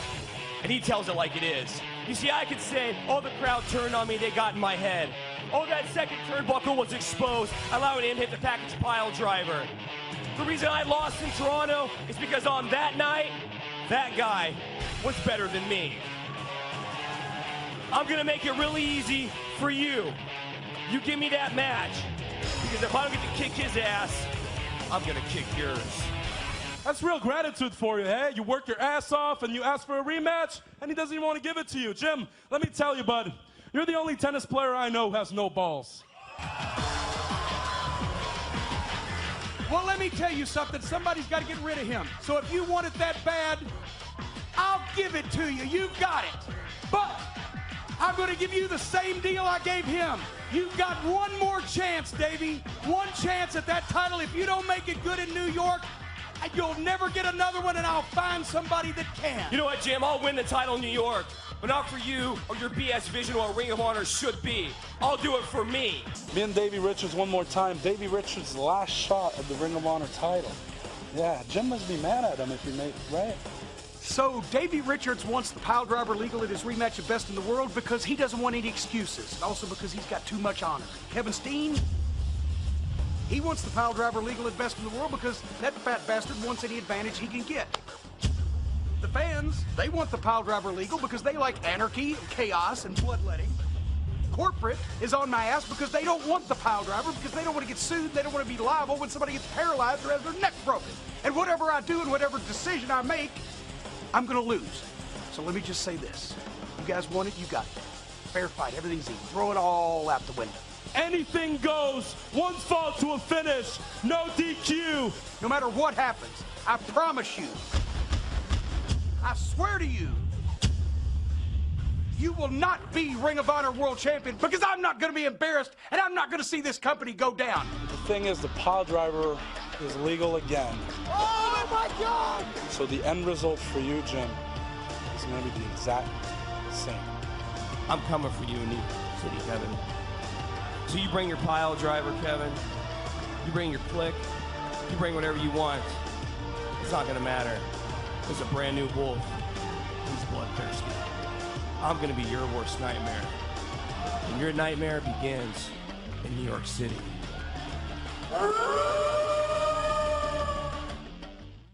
Wrestling's greatest tag team put greatness into tag team wrestling by becoming once again your new ROH World Tag Team Champions. From now on, this is to any team in Ring of Honor. When you step in the ring, you understand that you are putting yourself in serious bodily harm, and Ring of Honor can't find us, suspend us, and your ass is grass. You want to bring up the All Night Express. These are the guys who everyone says should be champion. According to who? What have they done? Who've they beat? They've always wanted to be what wrestling's greatest tag team is. The All Night Express deserved our title shot. We earned it at the Proving Ground over 6 months ago, and we never got it. We're going to turn your old ass into old news. 1, 2, and 3. You two are looking at the next Ring of Honor World Tag Team Champions.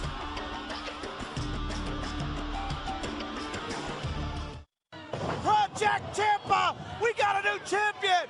Oh, you idiot! You just cost your man the television title! What in the world is going on here with this? Is there collusion between Embassy Limited and the House of Truth? There is a lot of tension within Embassy Limited. There's been speculation for weeks that there's been collusion between Truth Martini and the Embassy. Truth paid Nana $70,000 for Rhino's contract. Ever since then, there's been rumors swirling. Some say that Nana and the Barrister have kept Tommaso Ciampa away from the TV title and Roderick Strong to make Truth happy. Suspicion. It's not rooted in truth, but in jealousy. Well, what I would like to clarify with the people... My client has no comment at this time. I am insulted that I'm being accused of impropriety. Most people want to know why... My client has no recollection of the aforementioned events. I'm not worried about managers. I'm worried about Roderick Strong and Tommaso Ciampa. And you know, these two guys, they don't like me very much, but they don't like each other either. A wise man knows when to comment and when to remain silent.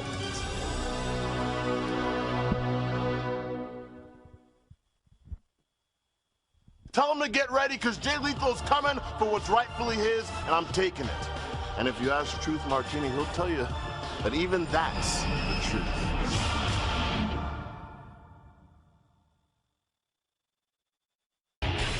I introduce to you, I don't believe it! He got him! He got him! Your brand new ROH World Champion! Evil lives here in Ring of Honor. Kevin Steen! How does it feel to know just 18 months ago there was a man that tried to destroy your career, to starve you out, and now he has to call you for bookings. He has to look you in the eye and call you, Kevin Steen, the ROH World Champion. Feels pretty amazing. You know what feels even better is that I've been saying for 6 months that this was going to happen, and now I get to stand in the middle of this ring and show the world that I am a man of my words. You're a cancer, you're a sickness in this company. You're doing nothing for our public relations. You're doing nothing for our image. So we're gonna find somebody that can beat you for that title. And I've been back there, and I've been talking to Eddie Edwards. I've been talking to Jay Lethal. I've talked to the House of Truth. Every single person in that locker room wants a piece of you in New York and best of the world. Davey, I'm not about to... Shut up, Jim! I am so sick of being lumped into Camp Cornette. So I like to take this opportunity in front of these guys, and national television audience to say, Jim Cornette, kiss my ass. Listen, Jim, I'm not your friend. I'm not your job boy. I'm not your business associate. I fight for me and what I believe in, and me only. Now, I know you'd love it, Jim. I know you'd love for me to come out here and give myself an out from Toronto. But the old Davey's back, and he tells it like it is. You see, I could say, oh, the crowd turned on me, they got in my head. Oh, that second turnbuckle was exposed, allowing him to hit the package pile driver. The reason I lost in Toronto is because on that night, that guy was better than me. I'm gonna make it really easy for you. You give me that match, because if I don't get to kick his ass, I'm gonna kick yours. That's real gratitude for you, hey? You work your ass off and you ask for a rematch, and he doesn't even want to give it to you. Jim, let me tell you, bud, you're the only tennis player I know who has no balls. Well, let me tell you something. Somebody's got to get rid of him. So if you want it that bad, I'll give it to you. You've got it. But I'm going to give you the same deal I gave him. You've got one more chance, Davey. One chance at that title. If you don't make it good in New York, you'll never get another one, and I'll find somebody that can. You know what, Jim? I'll win the title in New York, but not for you or your BS vision or Ring of Honor should be. I'll do it for me. Me and Davey Richards one more time. Davey Richards' last shot at the Ring of Honor title. Yeah, Jim must be mad at him if he made it right. So Davey Richards wants the pile driver legal at his rematch of Best in the World because he doesn't want any excuses. Also because he's got too much honor. Kevin Steen, he wants the pile driver legal at Best in the World because that fat bastard wants any advantage he can get. The fans, they want the pile driver legal because they like anarchy and chaos and bloodletting. Corporate is on my ass because they don't want the pile driver because they don't want to get sued, they don't want to be liable when somebody gets paralyzed or has their neck broken. And whatever I do and whatever decision I make, I'm gonna lose. So let me just say this. You guys want it, you got it. Fair fight, everything's easy. Throw it all out the window. Anything goes. One fall to a finish. No DQ. No matter what happens, I promise you, I swear to you, you will not be Ring of Honor World Champion because I'm not going to be embarrassed and I'm not going to see this company go down. The thing is, the pile driver is legal again. Oh my God! So the end result for you, Jim, is going to be the exact same. I'm coming for you in New York City, Kevin.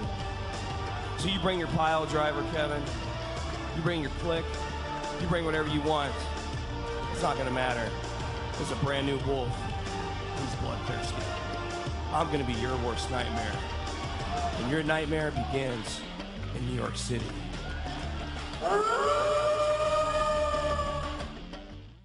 Wrestling's greatest tag team put greatness into tag team wrestling by becoming once again your new ROH World Tag Team Champions. From now on, this is to any team in Ring of Honor. When you step in the ring, you understand that you are putting yourself in serious bodily harm, and Ring of Honor can't find us, suspend us, and your ass is grass. You want to bring up the All Night Express. These are the guys who everyone says should be champion. According to who? What have they done? Who've they beaten? They've always wanted to be what wrestling's greatest tag team is. The All Night Express deserved our title shot. We earned it at the Proving Ground over 6 months ago, and we never got it. We're going to turn your old ass into old news. 1, 2, and 3. You two are looking at the next Ring of Honor World Tag Team Champions.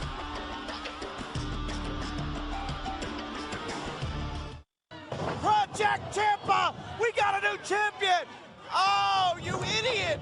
You just cost your man the television title! What in the world is going on here with this? Is there collusion between Embassy Limited and the House of Truth? There is a lot of tension within Embassy Limited. There's been speculation for weeks that there's been collusion between Truth Martini and the Embassy. Truth paid Nana $70,000 for Rhino's contract. And ever since then, there's been rumors swirling. Some say that Nana and the Barrister have kept Tommaso Ciampa away from the TV title and Roderick Strong to make Truth happy. Suspicion. It's not rooted in truth, but in jealousy. Well, what I would like to clarify with the people... My client has no comment at this time.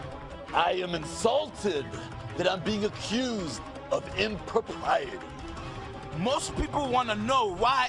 My client has no recollection of the aforementioned events. I'm not worried about managers. I'm worried about Roderick Strong and Tommaso Ciampa.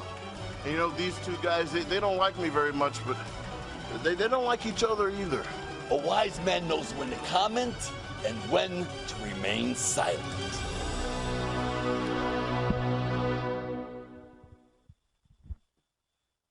Tell him to get ready, because Jay Lethal's coming for what's rightfully his, and I'm taking it.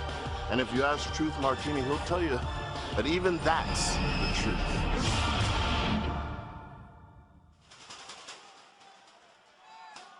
We are back live at ringside. Hammerstein Ballroom, New York City. Best in the World 2012 hostage crisis continues. Nigel McGuinness, Kevin Kelly here with you. First half, of course, dominated by the story of Adam Cole and stitched up, we understand, teeth being put back in. Something fans will be talking about for a long time. But the second half of Best in the World will reflect all on the champions and, of course, our main event for the world title. Davey Richards, his last shot at Kevin Steen. Anything goes, and the package pile driver is legal. So much to talk about, so much to get excited about. I can't wait. Yeah, and of course the tag team titles as well. The All Night Express, wrestling's greatest tag team. Well, I was getting to the fact that we were going to have a live Prodigy service announcement.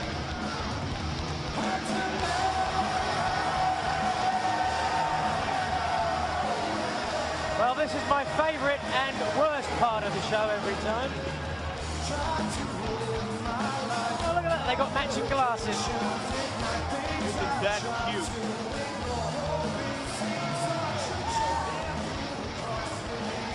The last live Prodigy service announcement was at Showdown in the Sun in Fort Lauderdale. And now, who knows what these two are going to do. There's a heck of a lot more that's legal in New York, if you know what I'm saying.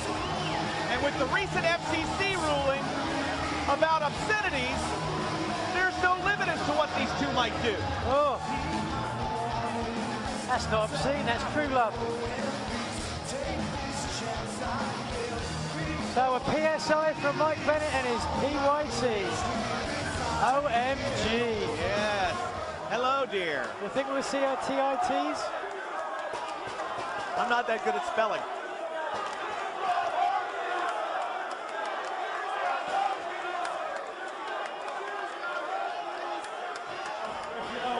You guys really need to get on the same page with these chants here.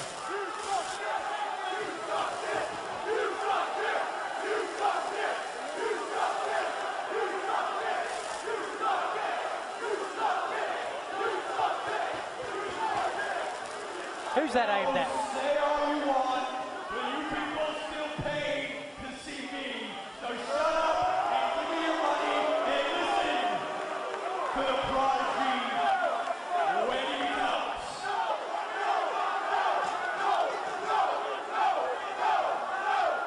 Pay attention to your man, Bob Evans. I don't have any Chinese money for you.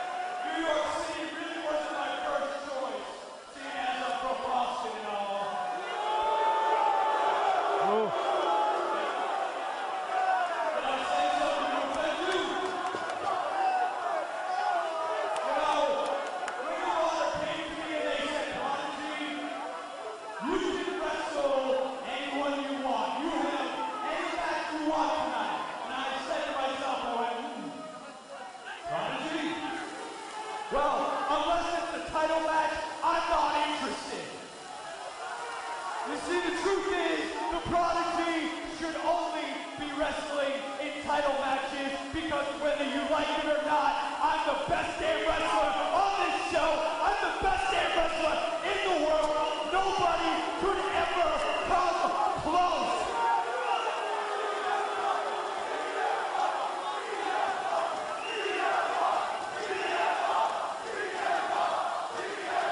You're not viewing the world through rose-colored glasses, are you, Nigel? I'm looking at something. Oh. You may chant for the best in the world, but I'm better than the best. Because face it, I'm from Boston. Boston is the best city in the world. Everyone from Boston, we're wicked awesome, we're wicked smart. So, instead of wrestling tonight, I'm just gonna take this microphone, I'm gonna hand it back to my fellow Bostonite, Bobby Cruz. Oh, wait a minute now. He's from Rhode Island. And sweetie, we're gonna show this dump the best makeout session they've ever seen. All right, I'm ready. Yeah.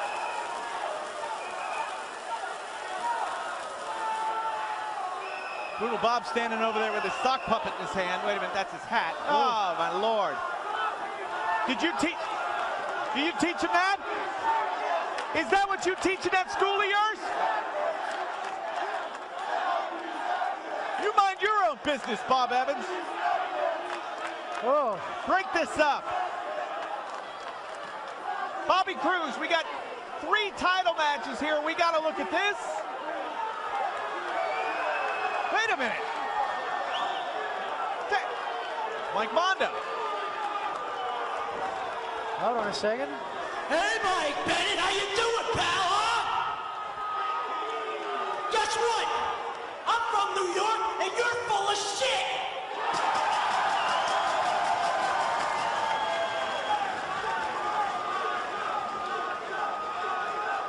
See, I'm from New York. That's where I grew up. My parents, they're from Long Island, still live here to this day. My first pro wrestling match I saw was right here in the Manhattan Center, and it's always been my dream to always perform right here in the Hammerstein Ballroom.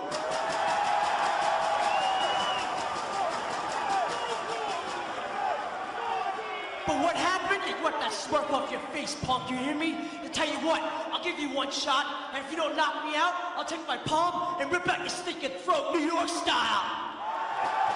That's a challenge. Wait a minute now.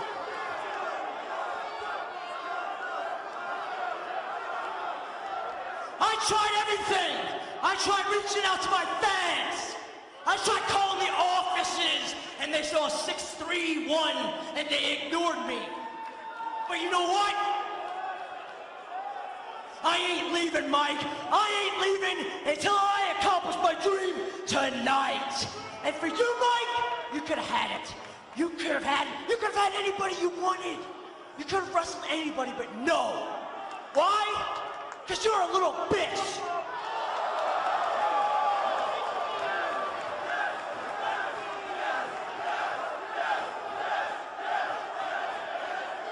Yeah, you heard me. You'd rather play around and make out with your sissy little girlfriend, huh? Wait a minute, that was Or Bob rather Evans. talk about Boston. I whip out my shit and I piss all over Boston. Right.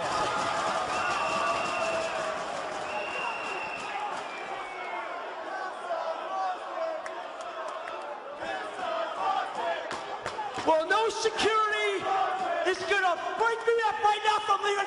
I ain't leaving until I get what I want. And since I don't have a match, and you don't have a match, well, that doesn't mean I can't have a fight. And I want to fight you, Mike Bennett. And after I fight you, I'm gonna fuck you. What? Take that microphone away from him. Oh, there goes one for Brutal Bob. Here comes Paul Turner and saying, here we go. Mondo's ever wanted to win a match that much in his life. That's what he gets when he wins.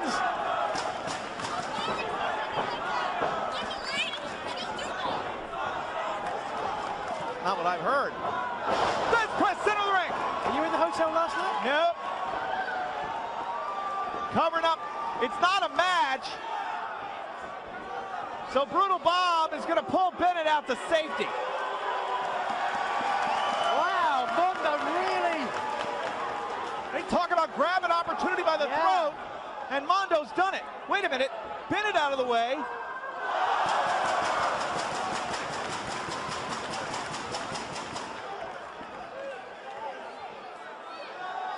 Mondo is a whirlwind. Oh!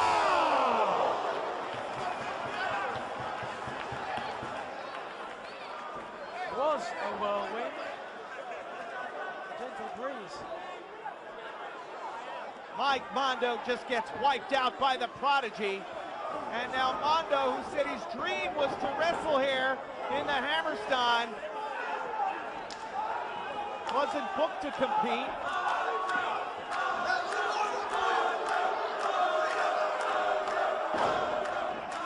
Either way, Mondo here making an opportunity for himself. Will his dream come true though? He gets to wrestle here when he gets to win.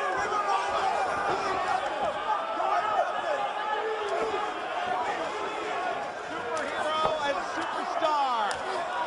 Mondo fighting for his life now. Can't get the Brutal Bob.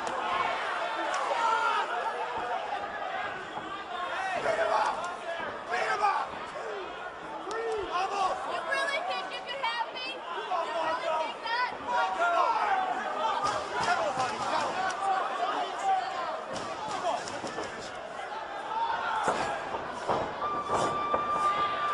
Mondo desperately swinging wildly, trying to make contact.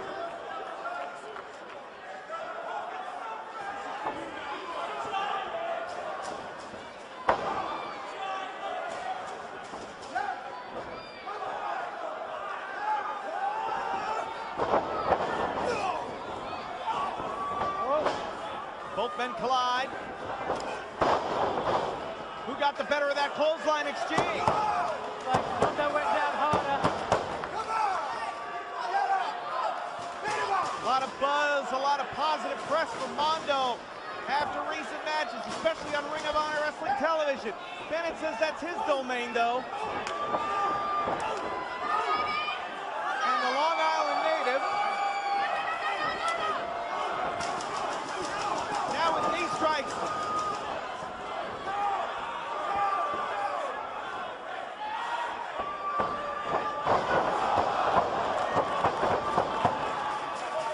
I'm liking what I'm seeing here.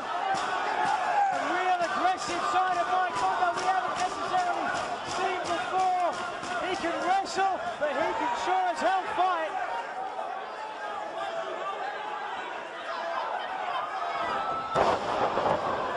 Nobody home there. Mondo made a mistake. And that Versace jacket that Bennett was wearing, Maria Kanellis just dropped that off here. The First Lady of ROH. She's not happy right now.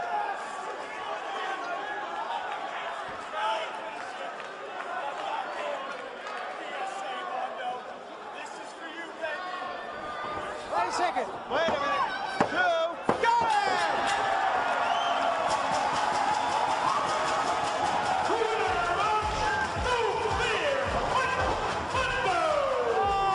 Well, it wasn't scheduled, but it wound up being a matchup nonetheless. What happens next, Kevin Kelly? He said, after I beat you. Oh, yeah. Wait a minute. Maria had better watch out for herself tonight. Either way, Mike Mondo proved something in his hometown tonight.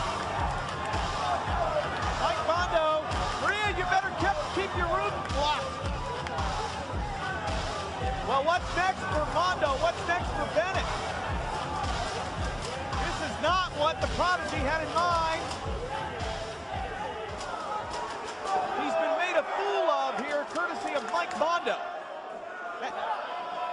And No Fear Mike Mondo certainly, indeed, was very, very strong. We have a television title matchup that's upcoming, and fans, there has been a lot of controversy that is swirling around about this matchup. Television title on the line. Roderick Strong, the champion, defends against the Sicilian psychopath Tommaso Ciampa and Jay Lethal, the former champion. Rumors of collusion and a whole lot more. Yeah, I mean, we have no way how all these egos going to coexist. Let's take a special look before this television title match. Let's take a look at all of these combustible elements.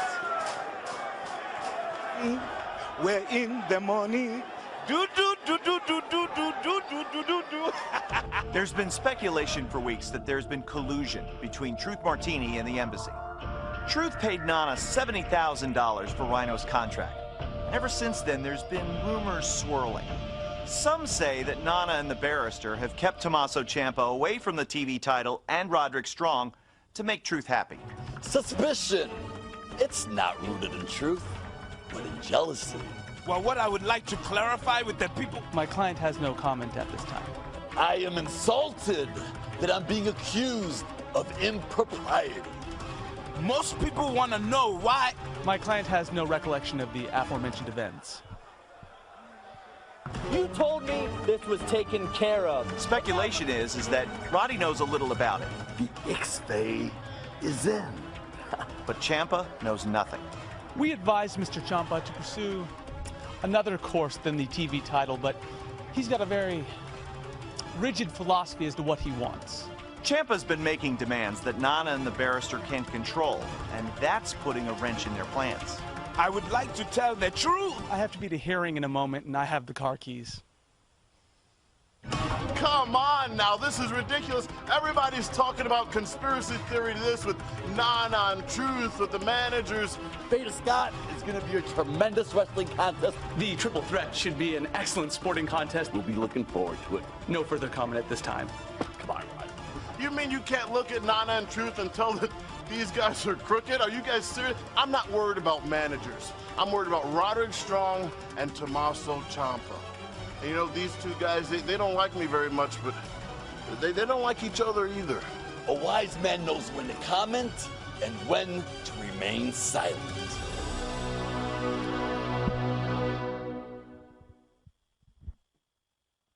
Tell him to get ready, because Jay Lethal's coming for what's rightfully his, and I'm taking it. And if you ask Truth Martini, he'll tell you that even that's the truth.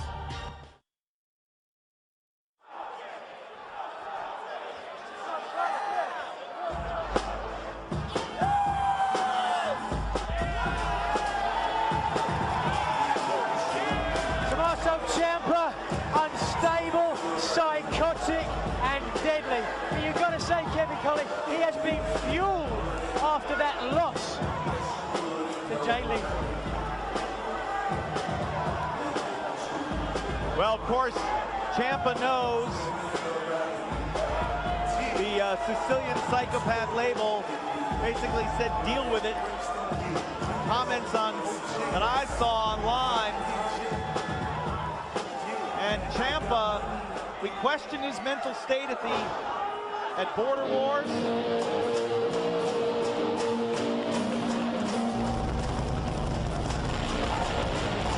And now here comes Lethal. Again, he's been here and there in Ring of Honor nearly since the very beginning. He's seasoned, he's a stalwart, and originally from Elizabeth, New Jersey, just down the road, living the dream. But the dream today involves regaining the television championship. And I don't think he and Ciampa are going to wait for Roderick Strong. Well, Paul Turner down here to help senior official Todd Sinclair just to get these combustible elements in the ring. he's going to need all the help he can get in this one.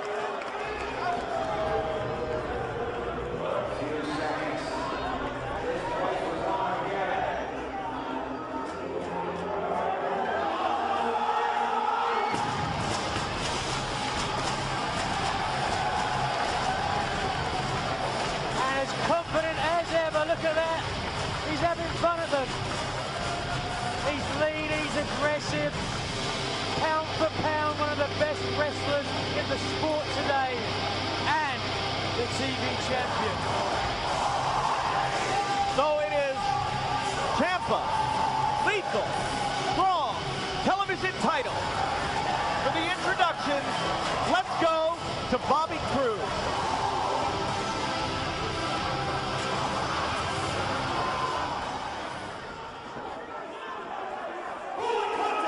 Is a triple threat elimination match, and it is for the Ring of Honor World Television Championship. Introducing challenger number 1, being accompanied by Prince Nana, Barrister Arnie Evans, and Princess Mia, wrestling out of Palermo, Sicily. Weighing 223 pounds, he is representing the Embassy Limited, the dominant male, Tommaso Ciampa. Challenger number 2, wrestling out of Tampa, Florida, weighing 215 pounds, Jay Lethal. Being accompanied by Truth Martini, wrestling out of Tampa, Florida, weighing even 200 pounds. He is representing the House of Truth, and he is the Ring of Honor World Television Champion, Roderick Strong.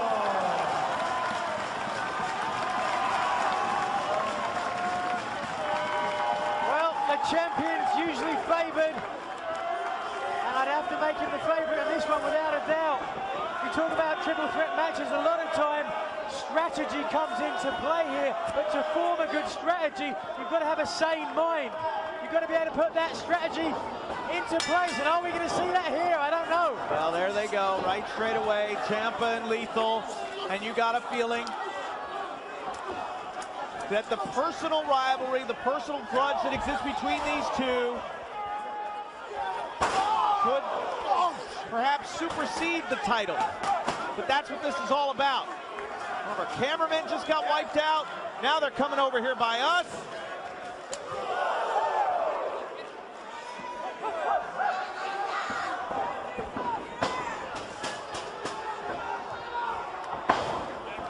Lethal sporting a new haircut there. What would you call that? I don't know, he said it's his war face. He's got his war face on too. Well, looking rich in the East. And Ciampa, who grew that beard out in recent weeks. A fascinating study. I marvel at his athleticism, and sometimes I question his sanity. Cartwheel drop kick. Fast and furious action in this one. You've got to give it to Roddy. You know, if I was in Roddy's position, I would have stood back and let them fight, but he's going full to the wall. It's true. You know, Strong is a very strong, pun intended, a master tactician when it comes to these triple threat matches. He's been in a lot of them, but he's a fighting champion. You know, I think he genuinely believes that he is as good as he says he is. There is an incredible energy here inside the Hammerstein Ballroom for Best in the World 2012 Hostage Crisis.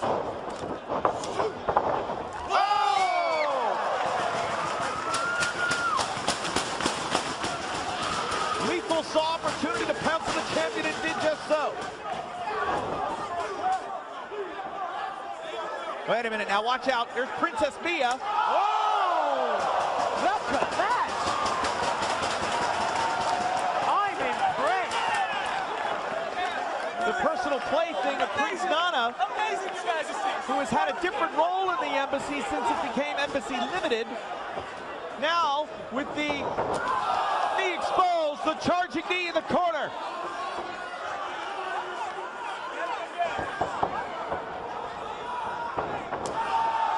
A second, and here comes a third.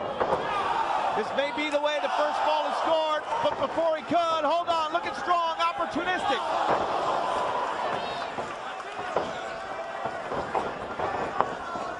Cover, 2. Look at how aggressive Strong is. You know what? He's just not giving his opponents a chance to breathe. So impressed. We saw him with Finley earlier, how aggressive he is. Keep on and keep on. Speaking of Fit Finley, referee Paul Turner misunderstood, thought that the tombstone was within the rules. He was fined $250. That happened during our intermission. He was read the riot act by Cornette. Cover, 2. So now, Roderick Strong has isolated on Jay Lethal after derailing the Sicilian Psychopath.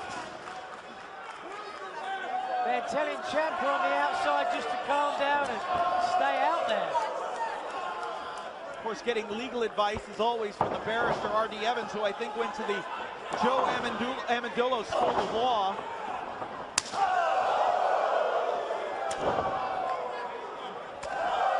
Oh, chops. Did he kick him right in the knee? He went for the knee, yeah.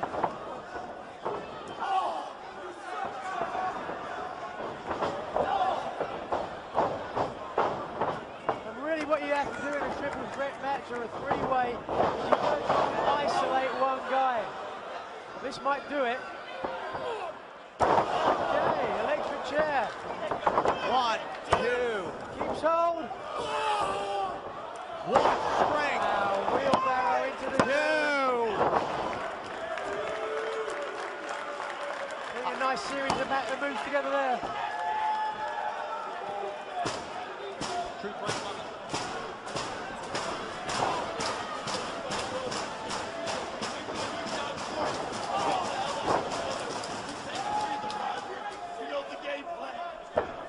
Take a breather, you know the game plan, okay.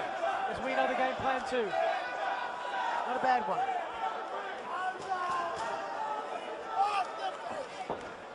Oh, go for the eyes. 1, 2, 3, 4. Just mauling him there. It's definitely a different Ciampa than we saw 6 months ago. The wheels began to unravel for Ciampa after not becoming a television champion. And then the loss.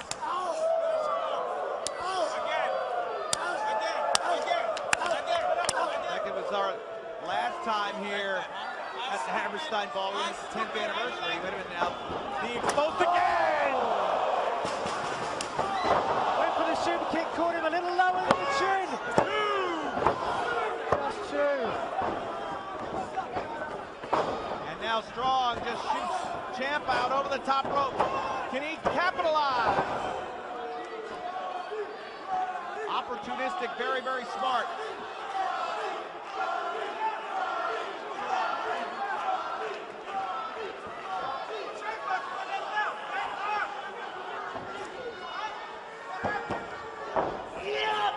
Nice textbook suplex there. 1, 2.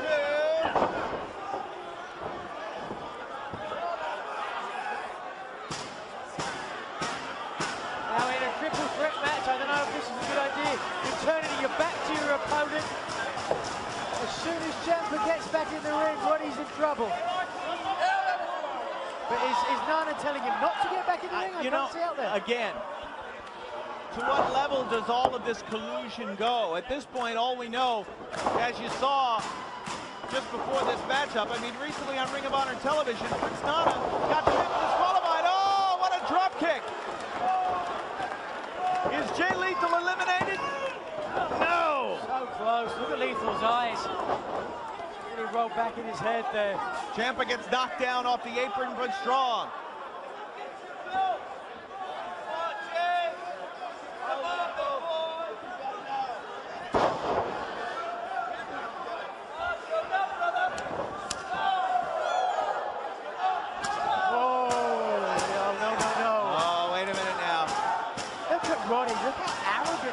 Look at Lethal, though, back on his feet, Nigel.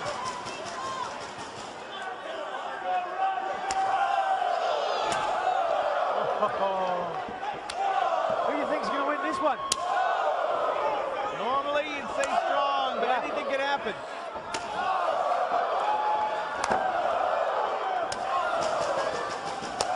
Well, if Nana did tell him to stay on the outside. He should have listened to him. That's what you get for listening to that buffoon. Now Lethal knocking both Strong and Ciampa down. Caught Roddy coming in. Zeroes in. On Ciampa. Hold it. Backhand to the elbow.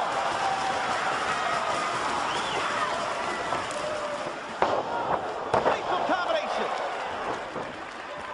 Cover. 2.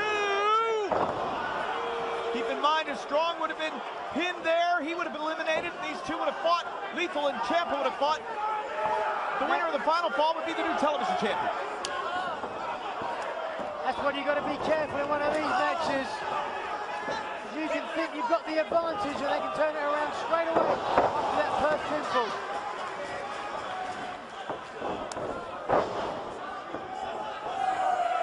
We saw the thing. Hey! It worked for Adam Cole. Can it work for Jay Lethal?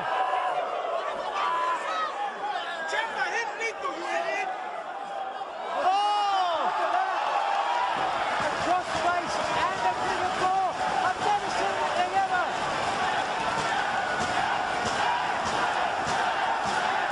Could both have. This would be unprecedented. You can make two men spit at the same time. Oh, he deserved that belt.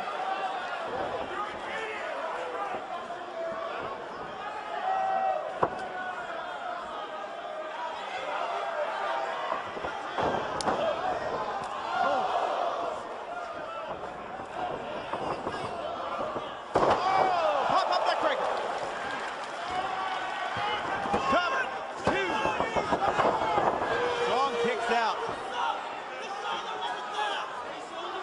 Rolls towards the apron to get some distance down. Lethal zeroes in on Ciampa. Roderick Strong right next to me, calling out for help. Nothing I can do here. Nothing Truth can do either. He's not feeling good, he says. Watch out for Ciampa. Watch out for the dominant male. Watch out for this Sicilian psychopath.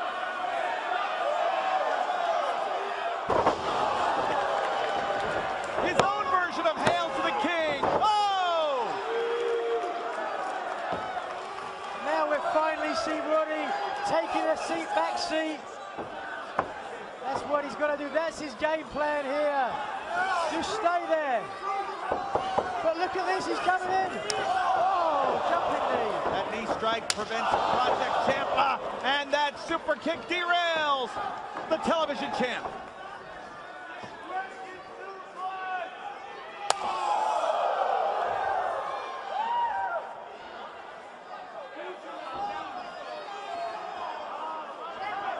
High atop the ring, trying to superplex Ciampa back in.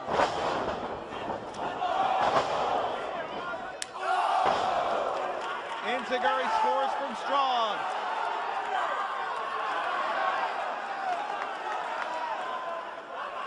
Way up there. Oh my God. I swear to God, the ring nearly jumped in the air from the reverberation of that impact. Oh, look at this. Right above us now, Jay Lethal. He's going to the top rope. He's going to opportunistically look to score with the version of Hail to the King. An homage to the late great Randy Savage. Covered. 2. No. Now we're getting to the stage, Kevin, where this could go in any direction, and the second pinfall can come right after the first. Now with Lethal, moves in on Strong. Watch out, that Book of Truth swung with great velocity, but down goes Truth Martini. Wait a minute, look at these. Why is Embassy Limited running around like the... Oh!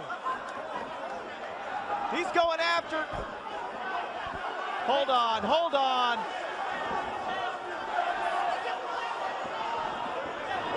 Oh, what a... Oh, wait a minute. Idiot Nana, too. Are you kidding me?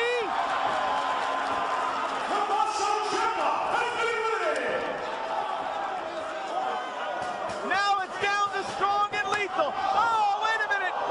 Sinclair never saw the Book of Truth. Oh, my God. The base of his spine. 1, 2, he's got the tight 2. Jay Lethal has been eliminated. The winner of the match is still Ring of Honor World Television Champion, Roderick Strong. And I hate to say I told you so, but I told you so. The second pinfall coming less than 10 seconds after the first. You called it exactly right, Nigel. And Nana, you got some explaining to do. Nana looks like he had no idea. Wait a second. Nana! Hey, we had nothing to do with it. It was Nana. You need to go and find out from Nana. Do we have an opportunity to take a look at a replay? Ciampa had him up for Project Ciampa. Nana rolled in, seemingly inadvertently knocked the legs out. Was it inadvertent, though? Well, yeah, that's a good call. I don't know. You know, again, with what's happened in their recent past and the rumors of this deal that supposedly has been struck between the House of Truth and the Embassy Limited, I don't know. But nonetheless, Roderick Strong is still the television champion. And when things look most bleak for Roddy, the swing and the miss with the Book of Truth, I thought Lethal was in the driver's seat. Let's take a look. Now we've got a replay here. And of Right course, from this the was start, how, yeah, there was a lot of tension right from the start. But then as it got going, Lethal showed that he was ready to go after both men. And look at that kick. That's couldn't have to knock out any guy. Yeah, she certainly, Princess Mia paid, watch this though, the strength, but then again, Roderick Strong was able to kick out. And the match ebbed and flowed, and they continued to battle. Look at that. Absolutely great drop kick. So much action here. Springboard back elbow on Ciampa in the driving seat. And have you ever seen this before? Oh, this is one of my, yeah, this is one that everybody's going to be talking about, because the figure 4, which Adam Cole used for victory earlier here tonight, combined with the crossface, and nearly got both men to tap. Big superplex, nearly moving the ring 6 inches there. Yeah, that was where the ring really bounced. And then from there, watch Here this. It is, here it is. He's got him up. Up in Project Ciampa, and all of a sudden, Nana rolls in to what? To escape who? No one was chasing him. Right, yeah, and then look at this. Oh, my word. Right in the base of the spine. You called it exactly right. And Roderick Strong is indeed still the television champion. It has been a night so far here at Best in the World 2012 Hostage Crisis, where we've talked about just boiling emotion throughout the night. And as we get set for our tag team title match, how important is it for the All Night Express to get the job done here tonight? Super important, because opportunities don't come that often in Ring of Honor, so they've really, but if they want an opportunity, this is one. This is the opportunity for the All Night Express, and it began recently on Ring of Honor television. There to crow about their recent exploits of defeating the Briscoes, Haas and Benjamin found themselves face to face with Rhett and Kenny. What have they done? Who've they beaten? They've always wanted to be what wrestling's greatest tag team is. The All Night Express deserved our title shot. We earned it at the Proving Ground over 6 months ago, and we never got it. We're gonna turn your old ass into old news. 1, 2, and 3. You two are looking at the next Ring of Honor World Tag Team Champions. Well, I guess they're going to have to take the All Night Express more seriously now. They proved something to me and everybody else here in Ring of Honor.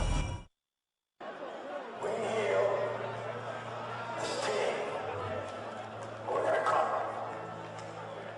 inch by inch, play by play, to a finish.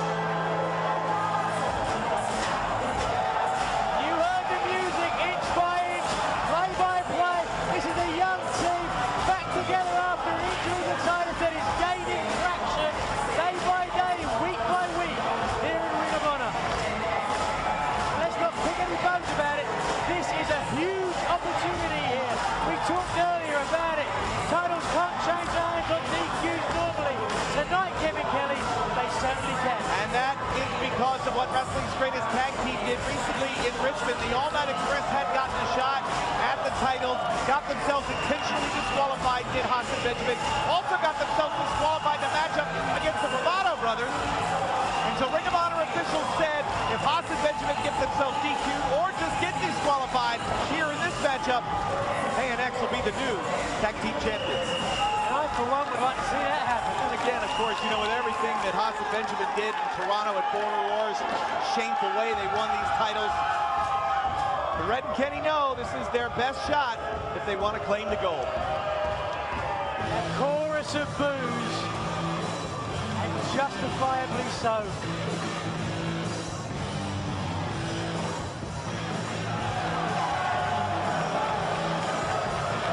These guys are arrogant, they're full of themselves, but make no mistake about it, they are vindictive and they are dangerous individuals. I just don't like them, Kevin. I'm not going to pull any punches. I've got to call it the way I see it. Right. To me, they epitomise everything that's wrong with Ring of Honor, the way they got those belts, you know? Yeah. People have bled and sweat for this company to make it mean something. The way they asphyxiated Mark Briscoe, they shouldn't be here. That's how I feel.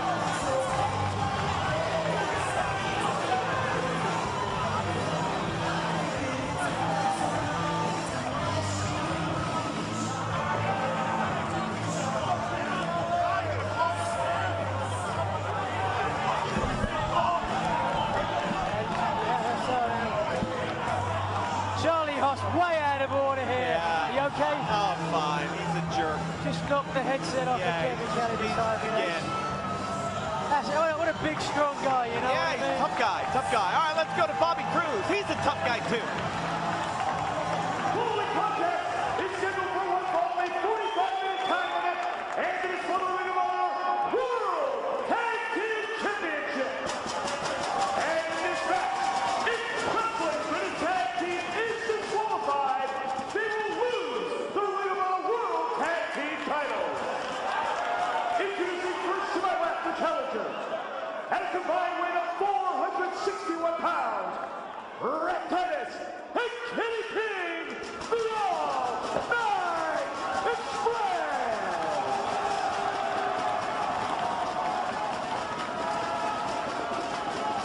Their opponents to my right, at a combined weight of 497 pounds, they are the Ring of Honor World Tag Team Champions, Charlie Haas and Shelton Benjamin, Wrestling's Greatest Tag Team.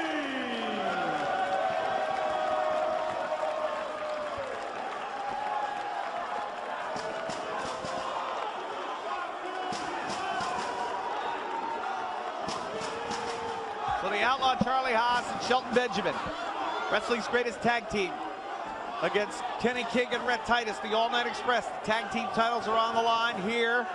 Best in the World 2012 Hostage Crisis.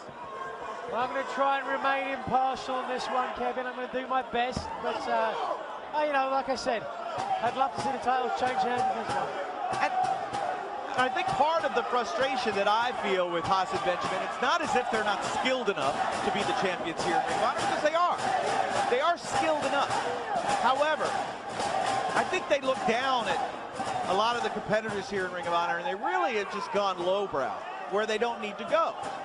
I think personally, I feel like they're not wrestling to their full potential as sportsmen, and that's disappointing. But they are now two-time tag team champions here in Ring of Honor. Well, I think maybe the way they look at it is, the results justify the means. Exactly. It is a results-driven industry, as we know, and referee Paul Turner, who I'm sure is going to be very much keeping this thing within the letter of the law after the spirited conversation that Jim Cornette had with him that I was an eyewitness to during our intermission. $250 lighter. All right, so 1 in, 1 out. Yeah, chance for Kenny King, the pretty boy Pitbull.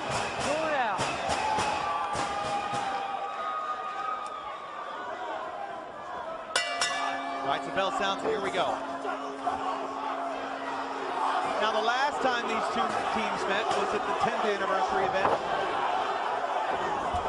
And the ANX pulled the, well, what many thought that night was an upset because Red Titus had just come back off the injury list and still was not 100% with his knee. They've definitely got a mental advantage in this one. Charlie, look how angry he is.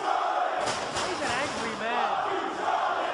Really getting upset by the crowd here tonight. Arguably not focused on his opponents. Now, of course, it was the fans in New York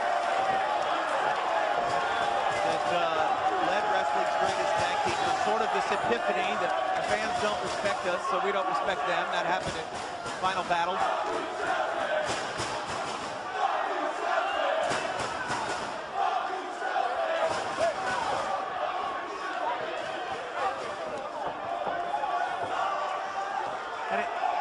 So, again, with tag teams, there's a personality dynamic of each individual, and Shelton Moore always a laid-back guy.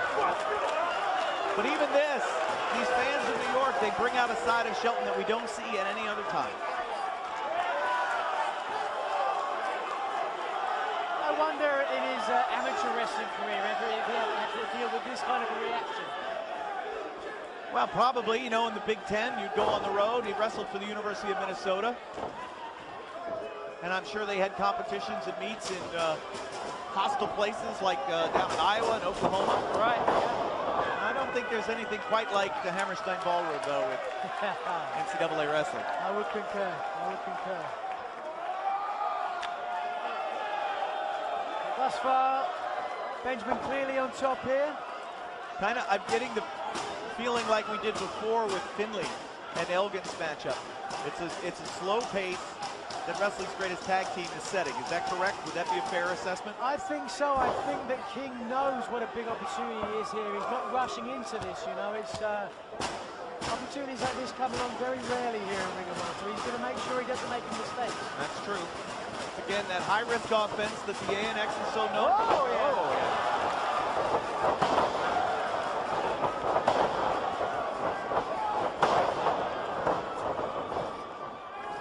King going to cover him, and Shelton Benjamin rolls out. He's heading up the ramp.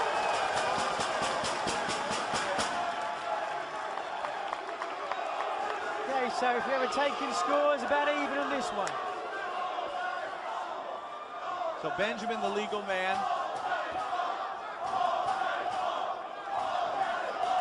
I wonder how the fact that titles can change hands on the DQ is affecting the mindset of the champions. You know, again, yeah, that's a very good question. Does it make them more cautious to break the rules? You would think it would have to. I would imagine so. And, I mean, that event in Richmond, which fans can see on ROHWrestling.com, they just didn't care. Right. They didn't care at all. They shoved Paul Turner. They blasted Kenny with the title belt. They didn't care. They better care tonight. There'll be a few pounds lighter on the way to the back, courtesy of the tag team belts.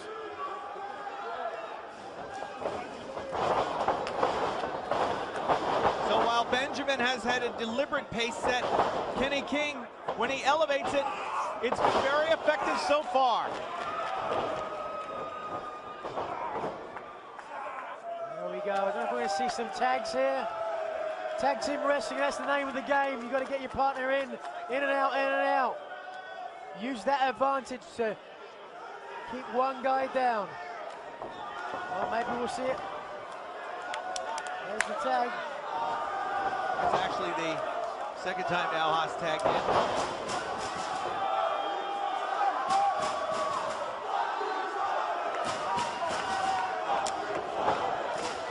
You mentioned how you didn't think they were living to their fullest potential. You know, wrestling's greatest tag team of old right now would be tagging in and out, in and out. They would be doing a number on their opponent. But instead, Charlie, looking out at the fans, standing on his opponent. I'd agree with you. Butterfly suplex. Throws him deep, throws Kenny King deep into his own corner. Reaches up and attacks Shelton Benjamin, who is right there. And again, when you look at how the emotions control the athlete, if the athlete can control the emotions, great. But when the emotions control the athlete, it's an entirely different thing. And you know that from your career. You were on both sides of it. Wait a minute now. You trying for a pile driver? Turner warned him right away. If he tried a pile driver, dropped it there by King, he'd get DQ'd, and the ANX would be the tag team champions. All right, so now Red Titus is tagged in.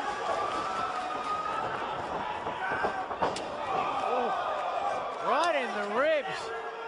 A heavy, heavy boot of Red Titus connects to the rib cage of Shelton Benjamin. I wonder how his ribs are. I mean, when was it, 6 months ago he had the injured ribs? It was, and I haven't heard anything about it recently, haven't seen anything recently. Yeah.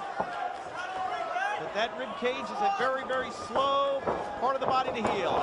Now the ANX, double team opportunity. Whoa. Connects and scores. This is what they did to him recently on television in a interview segment that I conducted, gone terribly wrong. I've had a few of those.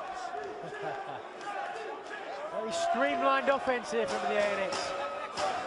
You know, it's like when I liken it to a football team that has a lot of passing in it, and they take a few pages out of the playbook and they sort of strip it down and they stick to basics. Sometimes they find more success. We know that King and Titus can do it all physically. Sometimes maybe by keeping it simple, Nigel, it leads to better success. Keep it simple, stupid. That's what they say, yeah. And it's a lot of things, and we've talked about this before, as wrestlers progress in their experience, right? Yep. They seem to do less. When you're younger, I can do all these different moves. Whoa! Double team, Haas's shoulders down, 2 count. Instead of doing a lot of things, do a few things very well.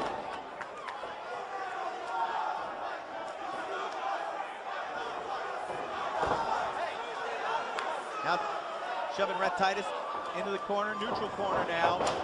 Reversal the Irish whip. Haas elevated. And boy, Red Titus looks strong here tonight. Cover 2.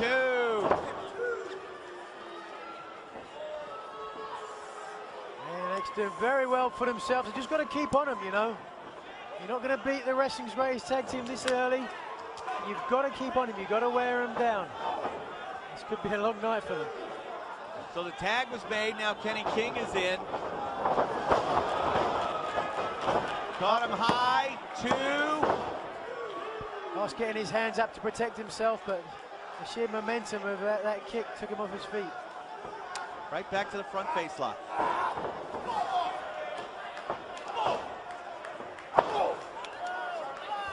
Kenny's got to get out of that corner. He has to get out of there. Well, he throws a right hand towards Shelton. That's the way of doing it.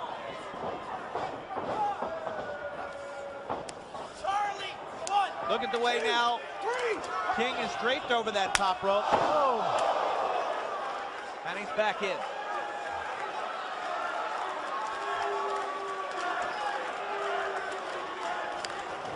Cover 2. There was never a tag made between wrestling's greatest tag teams, so Charlie Haas remains the legal man. Now there's a tag.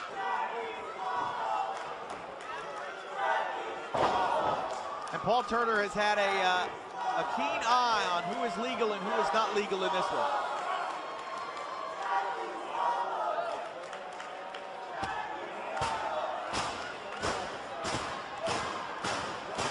Look at that, really applying some torque on the neck and shoulder there.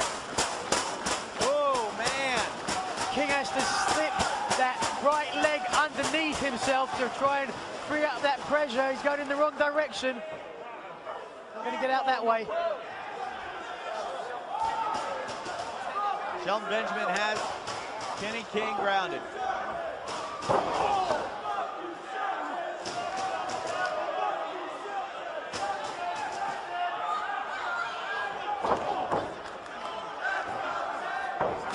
Back on top of King now.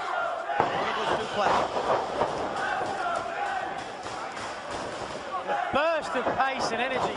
Oh, look at that. Nearly DDT'd him. 1, 2.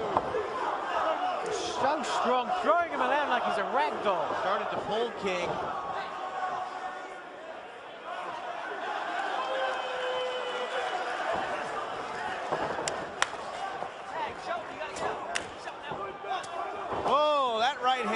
caught Kenny King right in the nose. Right kidding.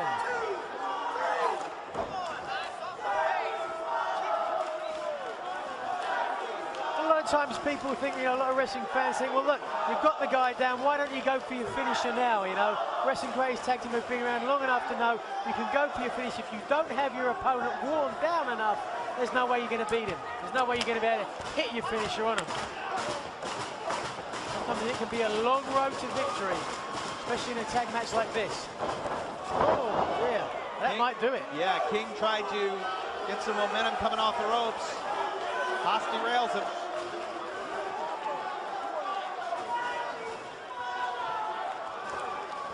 It was a long, grueling, deliberately paced match that Wrestling's Greatest Tag Team defeated the Kings of Wrestling when they became the tag team champions the first time. It was a completely different match in Toronto. A wild brawl and a shameful ending. It's almost as if they are two different teams, but indeed it is the same two men. Haas and Benjamin are the tag team champions now 2 times in Ring of Honor. And they have done a great job of isolating Kenny King. I wonder if the Briscoes have stayed to watch this. I wonder if the Guardians of Truth are still in the building. They have a vested interest in this one. Absolutely.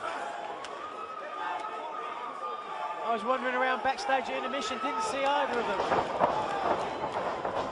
Oh, look at that! Oh, look at you see that? Almost got it. Up and over into a drop toe hold. Oh! Nearly broke his neck on that one. Ever so close though, literally. King looked like he was trying to duck that one and got spun around inside out. Oh. Brutal, brutal. King in real trouble here now. He's reaching up. You can tell when someone's had their bell rung, Kevin. They start reaching up. You're trying to pull yourself back up to your feet. It's so close and yet so far.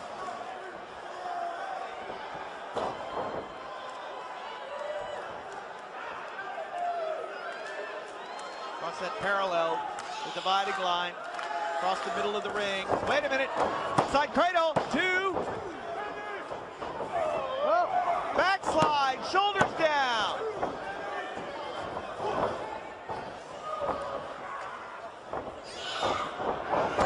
Oh, right on the guts. Wow. Titus knows he had to come in to break it up.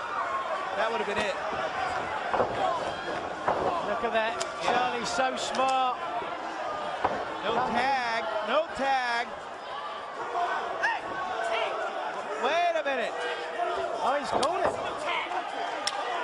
He says I didn't see the tag. Charlie better be careful. Oh! Rolla! So Paul Turner doing a great job as an official here in this tag team title matchup. And again, they've got to be careful. They've got a 5 count. They do not want to get disqualified. You imagine that. Losing the belt to the 5 count. Oh! Turn it into a double DDT. Double DDT. Kenny King now needs to make the tag to Red Titus. He's facing the wrong way. Turn around, Kenny. He sees 3 empty corners. Now, finally, he sees red. Can he do it? There it is. And the tag is made.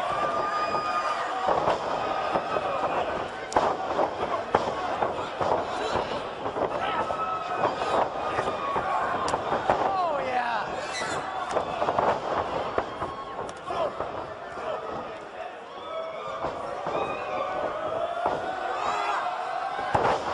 And he gets him over on the back drop. Haas is weakened and slowed. Titus, leading the midsection, follows up the boot. Thrustbuster there. Doesn't go for the cover. Clothesline. 1, 2. Way to go, Titus. Come on, pal. Keep things moving. ANX have to keep things moving. Haas Haas on the outside, capitalizing this opportunity.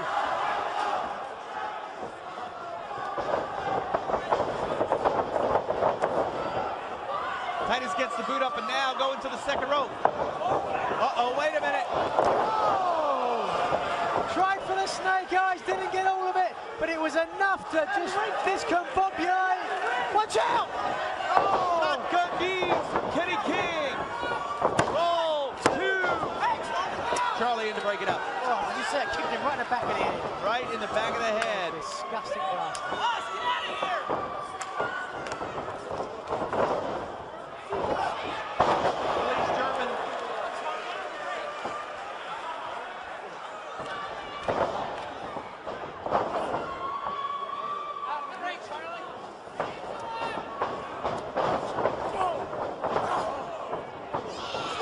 Nice. Benjamin tripped him on the way into the ring, into the corner. Big slam. This could be it. 1, 2, no. Turner just out of position. That may have saved Titus there. Wait a minute now. Watch Kenny King. On the outside. Wait. Hold it. Look at this. Turner's seen it. Is he gonna? Wait a minute now. Smart, so smart. Trying to get a disqualification.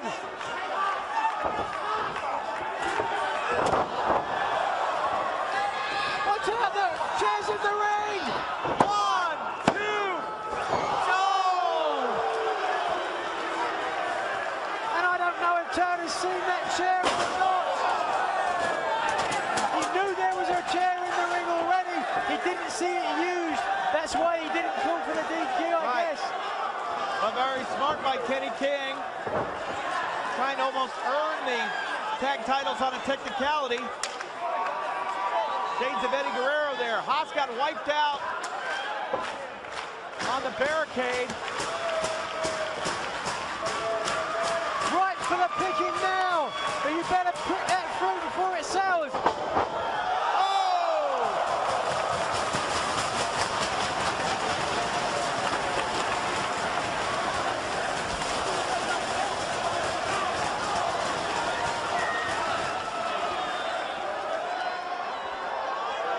Watch out now, ever so slowly. Shelton Benjamin from behind. Oh, and there he goes. Shelton called something out to me when he was down here. I don't know what he was talking about. Kind of knocked loopy. This one breaking down all over the place.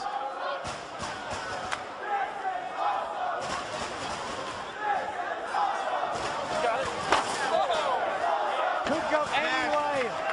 Titus just gets smashed. Benjamin went for the belt, but thought better of it. Rightly so.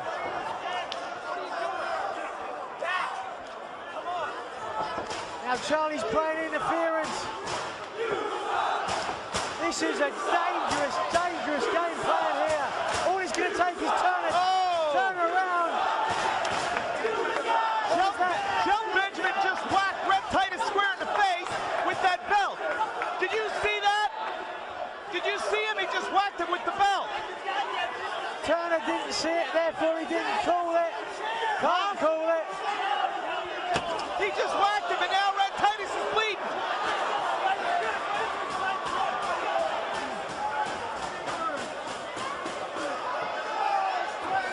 Red Titus got smacked square in the face with that title belt. The referee never saw it.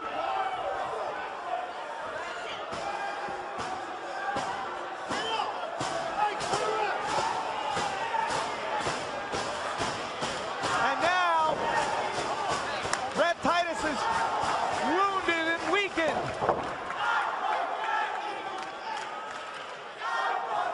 Slow to crawl back, trying to fight back to his feet.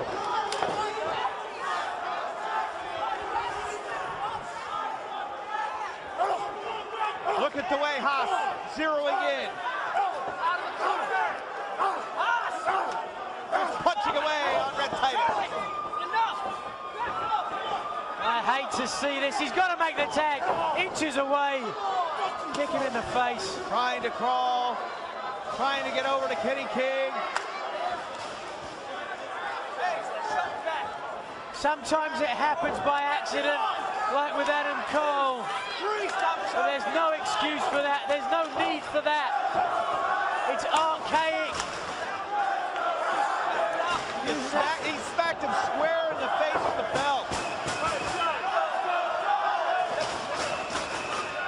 Shelton Benjamin, this match should be over. It should have been a disqualification. Turner has to use his best judgment here. If that bleeding continues, there's a danger of blood loss. If nothing else. He's checking.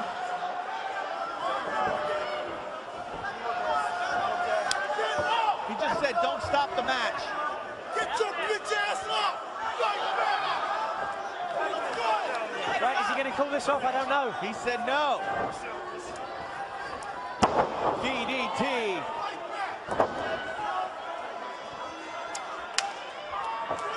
All Kenny King can do is watch now.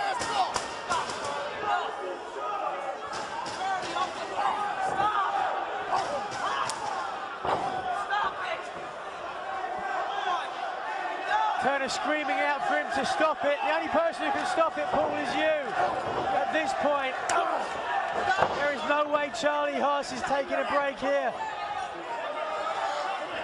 Wait a minute now, he's calling for the microphone. Are you going to call this match? Are you going to call this match? Because if you don't, we're going to kill this piece of crap. Answer.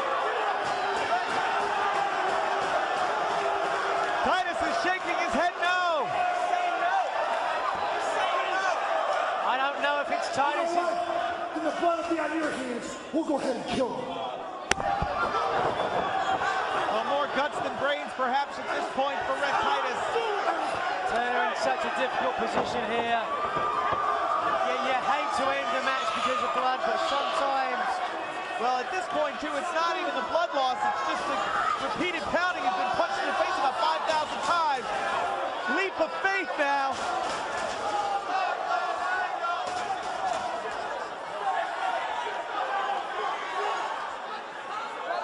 They're taking a while, though.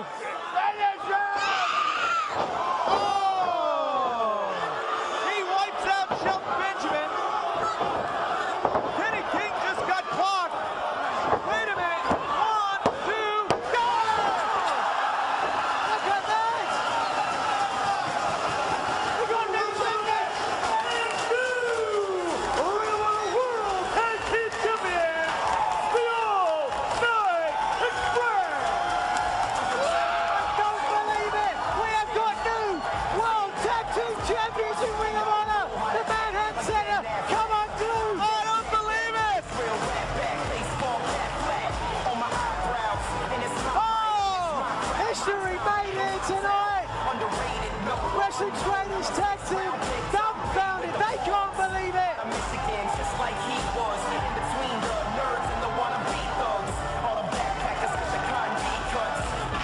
All the sacrifice! And now the glory! Look at that! Oh, a magical moment here in New York City!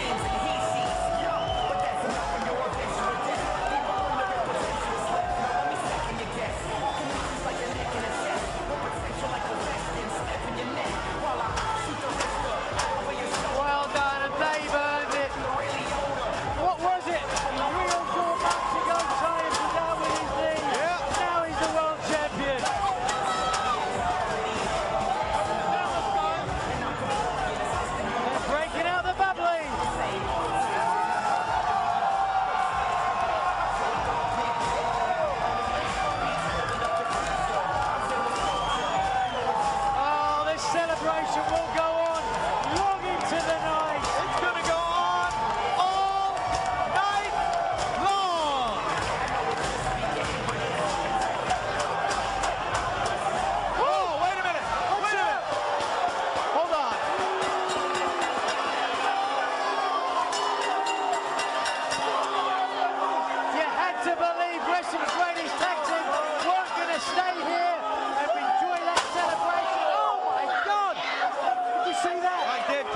just got thrown. His head ran right into it. Oh, he couldn't get his hands up to protect himself. Way to ruin a celebration. Party poopers.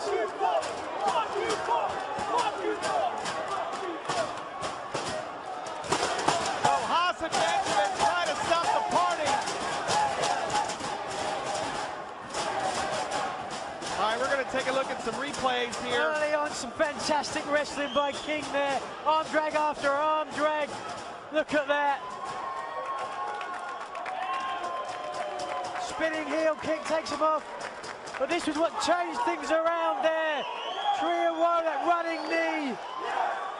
It took forever, it seemed like, before Kenny King could tag Rhett Titus. Titus came in eventually, broke things up on his own. Double DDT turned things around. This is where he was finally able to make the tag. From there, Titus absorbed the Olympic Slam after a furious combo. And here's where things started to fall apart. Who was the legal man? Turner must have known the entire time, because the DDT, King tried to use the chair, Nigel. He tried to get Haas and Benjamin intentionally disqualified. Almost got it done from there. Rhett Titus got busted open thanks to Shelton Benjamin whacking him in the face. Look at King desperately flying in to break up the leap of pace. Turning his attention to Kenny King. Watch out, Nigel. Getting knocked out. This could have been it. There it is. No doubt about it. The celebration will continue all night long. Ladies, get ready. Ladies in the tri-state, we got new tag team champions. And fathers, hide your daughters. Titus and King are coming your way. My goodness. We've got a little bit of everything here tonight, Nigel, and now we've got new tag team champions, but now it is time for our main event. It's anything goes. Will Kevin Steen's reign of terror come to an end? The package pile driver is legal in this one. And Nigel, you have to know, the emotions for Davey Richards mean so much. Gotta be huge. I mean, you touched on it at the beginning of the show. Well, folks, right now, let's take a look at how this matchup unfolded. Tag team action recently, Ring of Honor Wrestling Television, where we saw Steen and Jacobs against Richards and Kyle O'Reilly, and the brawl afterward. Let's take a look. Now up on the shoulders of Steen. Back to the guillotine goes Jacobs, cutting O'Reilly off at the pass. End time, he's in nice and deep with it, got the hands hooked. So the end time. Oh, wait a minute. Oh, my God. On top of the chair, on top of the table, excuse me. Down right on top of the timekeeper's table. Steen's body bent in half. Richards is out of it on the floor. Jacobs now on again the end time, but he's holding on the top rope. He has got all of it. Oh! Sinclair's seen enough. Todd Sinclair calling for the bell. This is unbelievable action. I don't understand why the bell's been called. And now Steve and Richards. Toe-to-toe. Wait a second. Ladies and gentlemen, your attention, please. Referee Todd Sinclair has thrown the match out. He rules it a no contest. He just hit an official. He should be suspended, maybe even terminated. Cornette, you want to stand up and be a man? Be a man against Davey Richards. Well, there'll be no stopping the match at Best in the World. And now our security team is down here. There shouldn't be a world title match at Best in the World. He should be gone. Go do that somewhere else, Davey Richards. Oh, you're real honorable. Real honorable. And I don't agree with hitting a referee, but I think the match was over. That's why he's able to continue on this one. Sinclair, very dangerous being that close to a man as rabid, furious. These guys are going to be fighting all the way up 95 as they make their way to New York City and the Hammerstein Ballroom for Best in the World. I'm filing an official protest against Davey Richards as soon as we get to the back. Yeah, well, guess what? Richards could be the next Ring of Honor World Champion. Not if I have anything to do with it, Kevin.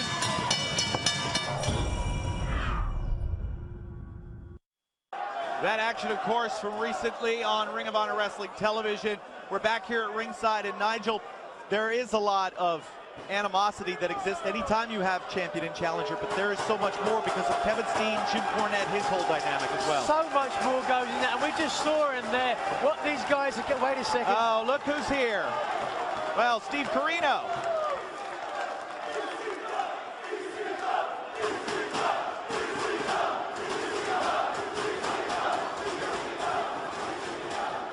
My name is Steve Corino, and I am proud to be evil.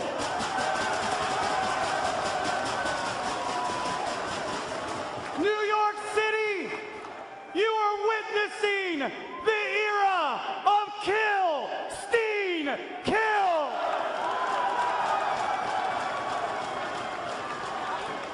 And unlike the biased announcers, Kevin Kelly, and I forget your name, it's been so long. Oh, please.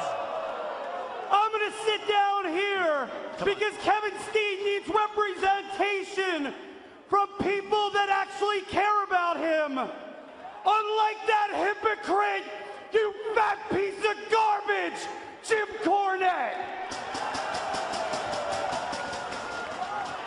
Oh, good. Hey, wait a minute. Here comes Cornette. Don't be so, not so fast. Not so fast. Well, business better pick up here. Cornette comes down the ringside. Hold on now. Hey, Steve, since you want to be out here, do you think I'm an idiot? Do you think I'm crazy? I know exactly why you want to be out here, so if the going gets tough for your boy, you'll be able to stick your nose in. Well, I got news for you. You may be a contracted announcer for Ring of Honor, so if you want to sit there and do color commentary, go ahead. But if you're going to sit there, I'm going to sit right down there and I'm going to keep an eye on you, and I promise you, if you try to interfere in that match one little bit, I'll do something about it personally. All right. Well, fighting words. All right, now, here, let's give him this one. There you go. We'll turn his headset up now that Corino's here at ringside. Hello, Nigel. Hello, pal. I didn't really appreciate that. I didn't wear my glasses. I forgot. I thought you were Shane Hagedorn for a second, but he doesn't work here anymore. You forget a lot of things, don't you, pal? I do. Get hit in the head a lot. Wait, I used to before Cornette would started to starve me out. Hi, Kevin. How are you? I'm doing fine, Mr. Corino, and I would ask that you keep your... Well, here we go.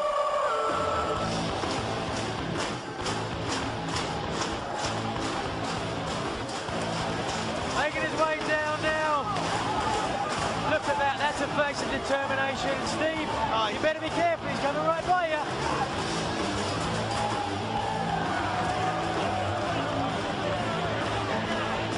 Did not even pay you.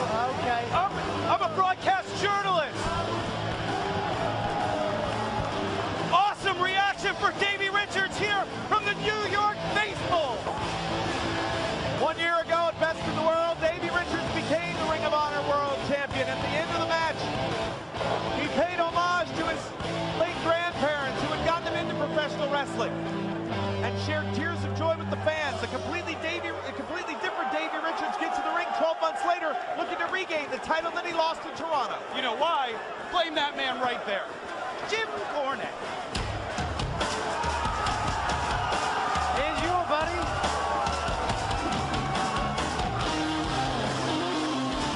Seems to be a common theme with you and Kevin Steen and Jimmy Jacobs. Let's blame Jim Cornette. Price the gas too high? Oh, blame Cornette. How about looking in the mirror? Well, he's certainly empowered now. He's got what he set out to get. He's hell-bent on destroying this company. Remaking it in his own image. Kevin, I thought Jim Cornette's wife's name was Stacy, not Kevin Kelly. Oh, whatever, Steve. That was good. I used whatever in 3rd grade.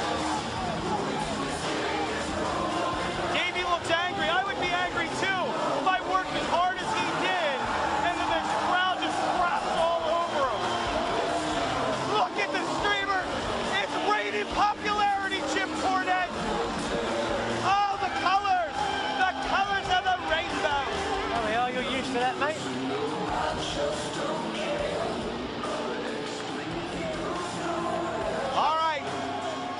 challenger in the ring. Let's go to Bobby Cruz for the introduction. Following contest is your best of the world main event.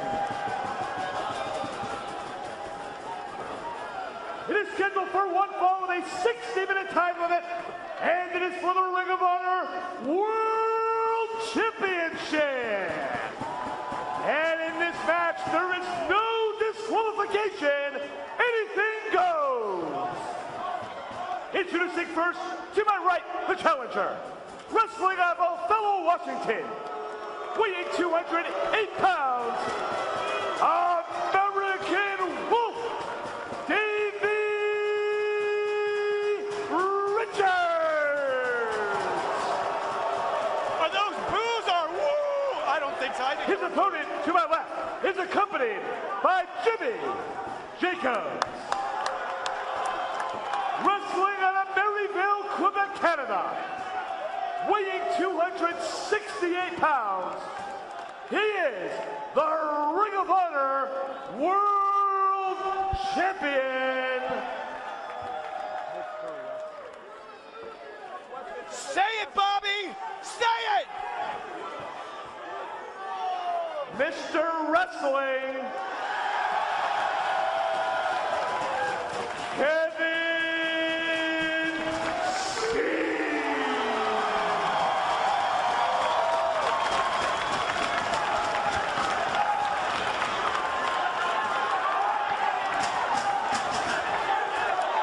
Well, Davey looks daunted. Now, wait a minute now. Here's Kyle O'Reilly. Oh, Jesus. What's Kyle O'Reilly doing here? Kyle O'Reilly's here.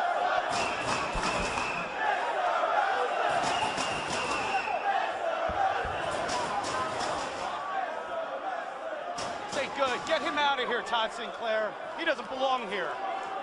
Well, he's obviously going to second Davey. He's got something to say. Some people are wondering why I'm not in Davey's corner tonight. Well, apparently Davey Richards didn't like the way I handled losing to Adam Cole. Let me tell you something. Adam Cole is getting stitches right now, and I'm proud of that fact. I'm proud I slapped a smile off Adam Cole's face tonight. I didn't like Davey, it. I didn't come out here to stab you in the back. I came out here to stab you in the fucking eye. Because you've seen this coming for a long time now. You fueled this fire that's inside of me, and you think I'm just gonna stand around, let you slap me in the face on TV and not do anything? That'd be doing you a disrespect. I respect you, Davey. I don't respect that piece of shit slob, Kevin Steen, but I respect you. All I'm ever gonna look like standing next to Davey is Davey's bitch. I'm no one's fucking lackey. Kyle O'Reilly is his own man. I'm proud of my morals, I'm proud of my merits, and I'm proud of where I come from. So that's it, Davey. No more Team Richards, no more Team Ambition. There's just you and there's me. And if I want to be considered one of the best in the world, you listen to me now. I have to go through you. No one else. I have to go through you. That's why I'm not in your corner tonight, Davey. That's why. Kiss my ass, New York City. Wow! Does he kiss his boyfriend with that mouth? Hey, listen. Well, the worm has turned finally. I thought this was a PG-13 show. Oh, thank you, Jimmy Jacobs just informed me that the F-word was used in the movie Spaceball, so it is okay to use on pay-per-view. Yeah, we were talking about it. Never mind. So Todd Sinclair showing the titles to both challenger and, of course, the champion where he came from. Man. The smile on Steen's face. Jacobs even has a smile. Steve, you look shocked. You can't believe what we just heard. I am. Think about it. Davey Richards just lost his best friend. Again, you know what this means? Davey Richards is an awful friend. Tail of the tape here, you can see. Richards 2 years older. Steen a couple of inches, but 60 pounds in weight advantage. Always goes back to weight, right, Kevin Kelly? And the facts are this, 208 versus 268. What are you? I'm not a wrestler. What difference does it make what I weigh? I was just wondering, since you always bring it up. Come on, Gino. Oh, poor Davey. Your boyfriend just left you. Poor Davey.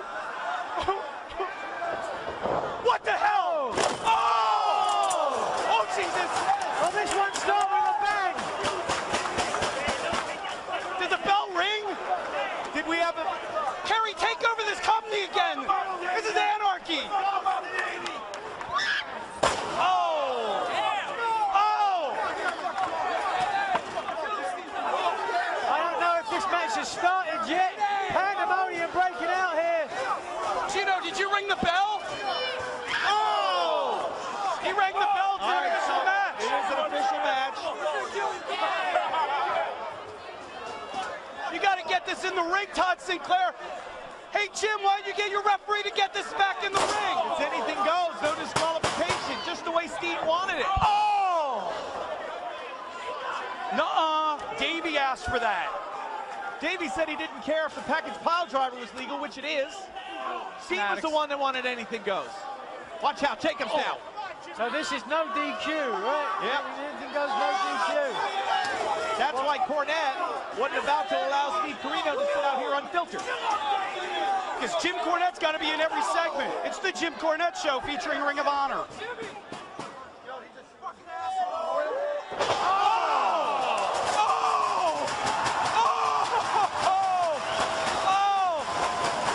I think I may have an orgasm. Oh, it felt awesome. Kevin Steen has just sent Davey Richards' body crashing down into that unforgiving edge of the ring frame. Kevin Kelly, I'm here to remind you that this is Davey Richards' last chance at the ROH World Championship, right, Nigel? It is, and it makes it, oh my God. But you've got to, you know, Kevin, you have to call it the way you say. The odds are really against Davey in this one. They certainly are. You know, for everything that Kevin has done, it seems as though everybody in attendance today is cheering him on. Is popular. Wait a minute now, he's torn those steel sections of barricade.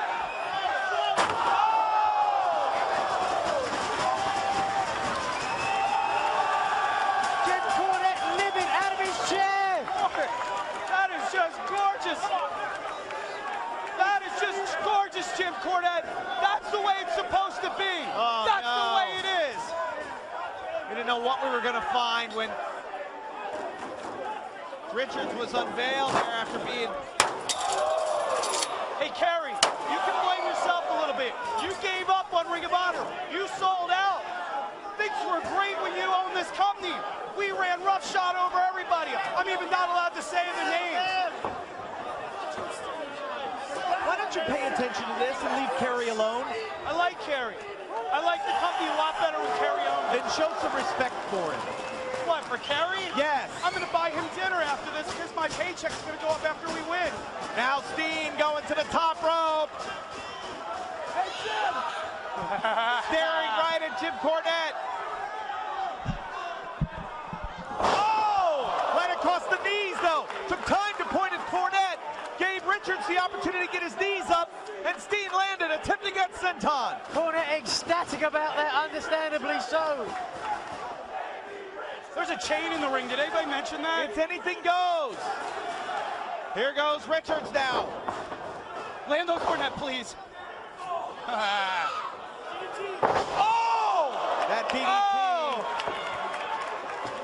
Davey just got concussed. Davey in a terrible place here, I mean. Yeah, New York really does stink. Kevin Steen, Jimmy Jacobs, Steve Corino, nearly everyone in attendance seems to be against him.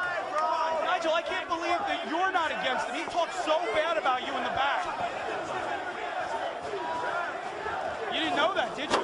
No, I didn't, pal. I mean, we all talk about Kevin, but I defend you all the time. Thank you, mate. You're my 8th favorite ROH World Champion. Oh, wait a minute now, Bobby Cruz. Come on, Bobby. Oh, my God! Oh, that was awesome! Kerry, get out of the way. Move Kerry out of the way. Move Kerry out of the way. Oh! Kerry. I think Kevin Kelly just went to take his wallet. You should help out, Kevin. This is breaking down here now. Bobby Cruz down. Bobby Cruz just got super kicked by Kevin Steen. And if somebody could hear us in the back. Tell the truth. I heard Bobby Cruz say something detrimental to Kevin Steen's wife. That was just uncalled for. If somebody could get some help down here for Bobby Cruz, who just got kicked by Kevin Steen. Whoa, protect me. Protect me.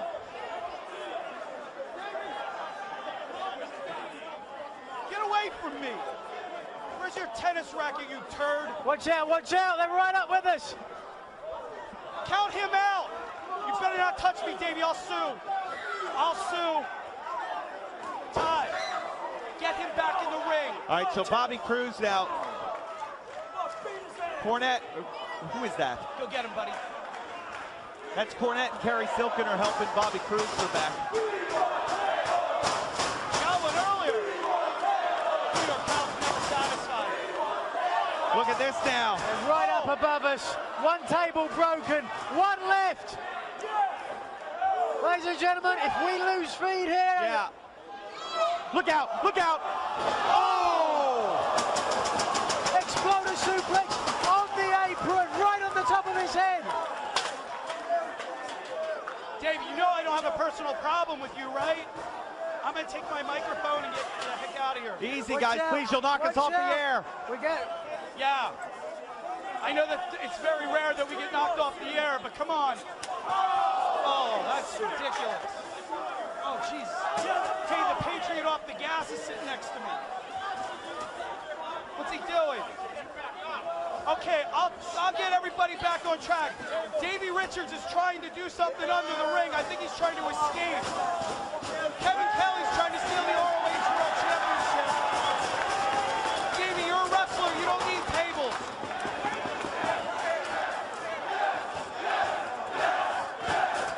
Ladies and gentlemen, this is breaking down. We'll do our best here to try and stay on the air. We've nearly lost our feed.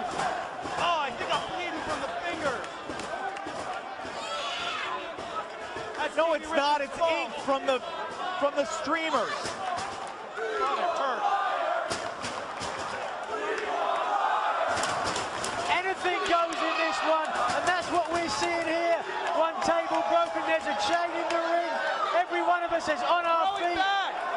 No one knows what's coming. Well, oh, wait a minute now, Steve's body. Jim, tell him not to do it. that's it. He's done. Get him back in the ring.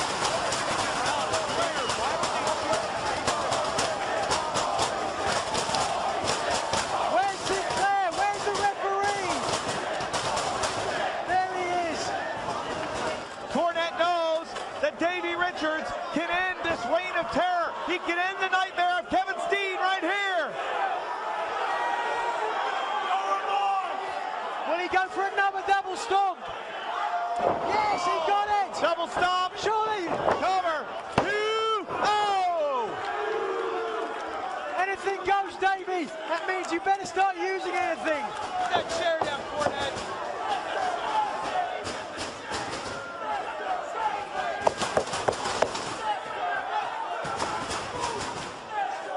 What's Davey saying?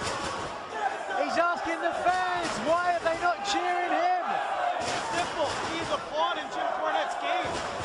Where's he going? Is he leaving? We'll take the count out. Start counting, Sinclair.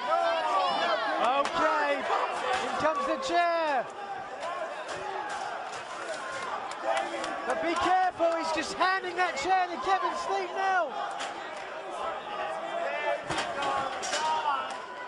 Steen sees it. Doesn't have to be this way, Davey.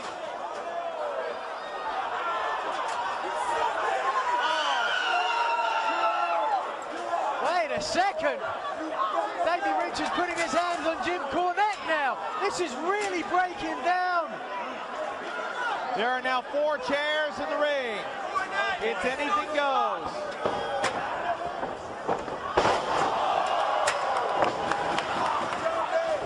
Oh my God, the internet is gonna crap a brick. He didn't put his hands up. Watch out!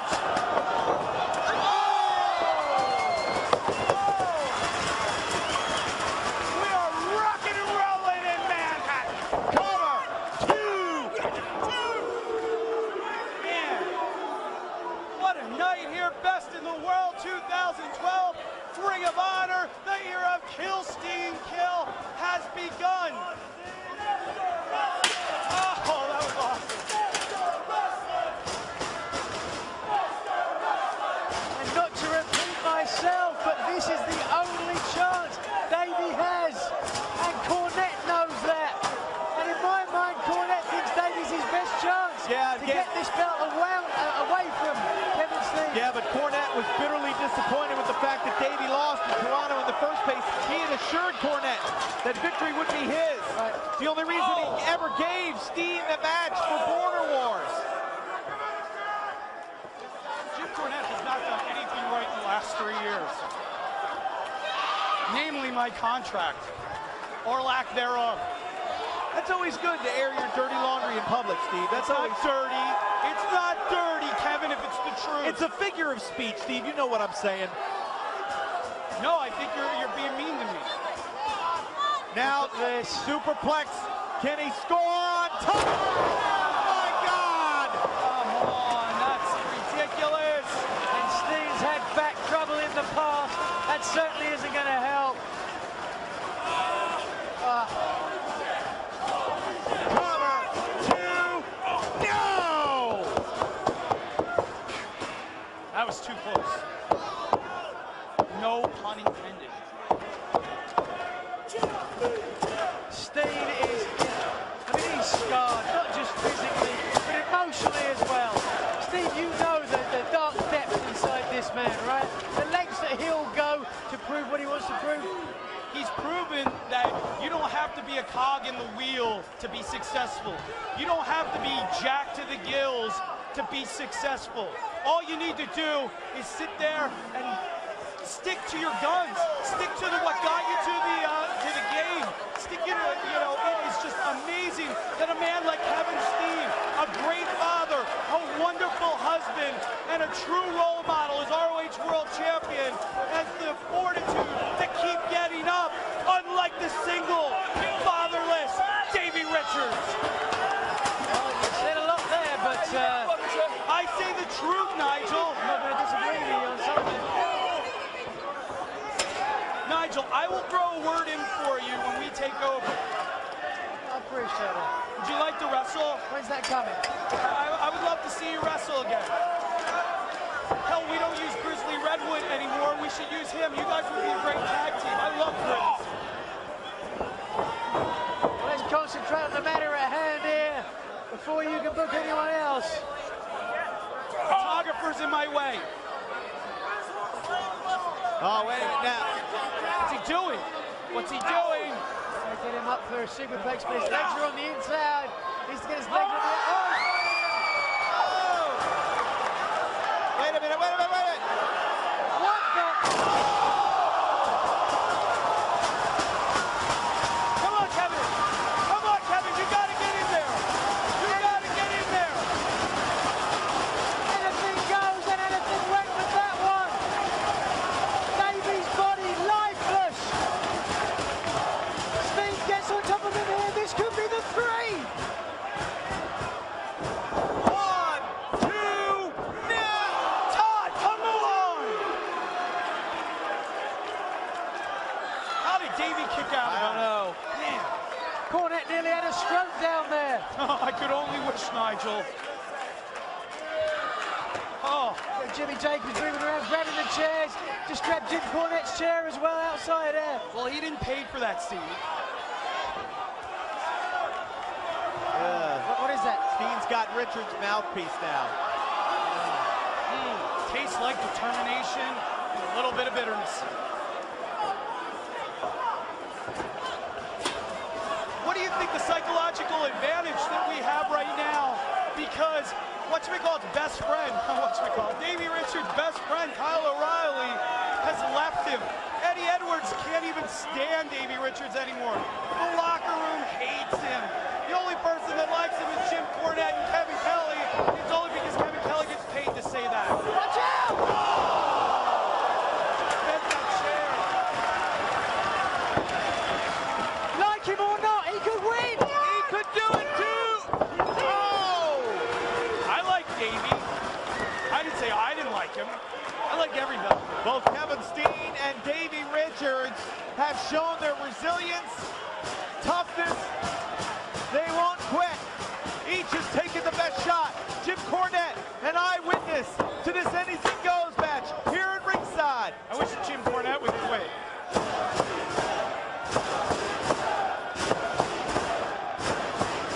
Oh my God, will you choke him? Will you choke him? People get fired for stuff like this. Davey, stop! Davey, stop! Thank you. So listen, dear. He should. Be more successful.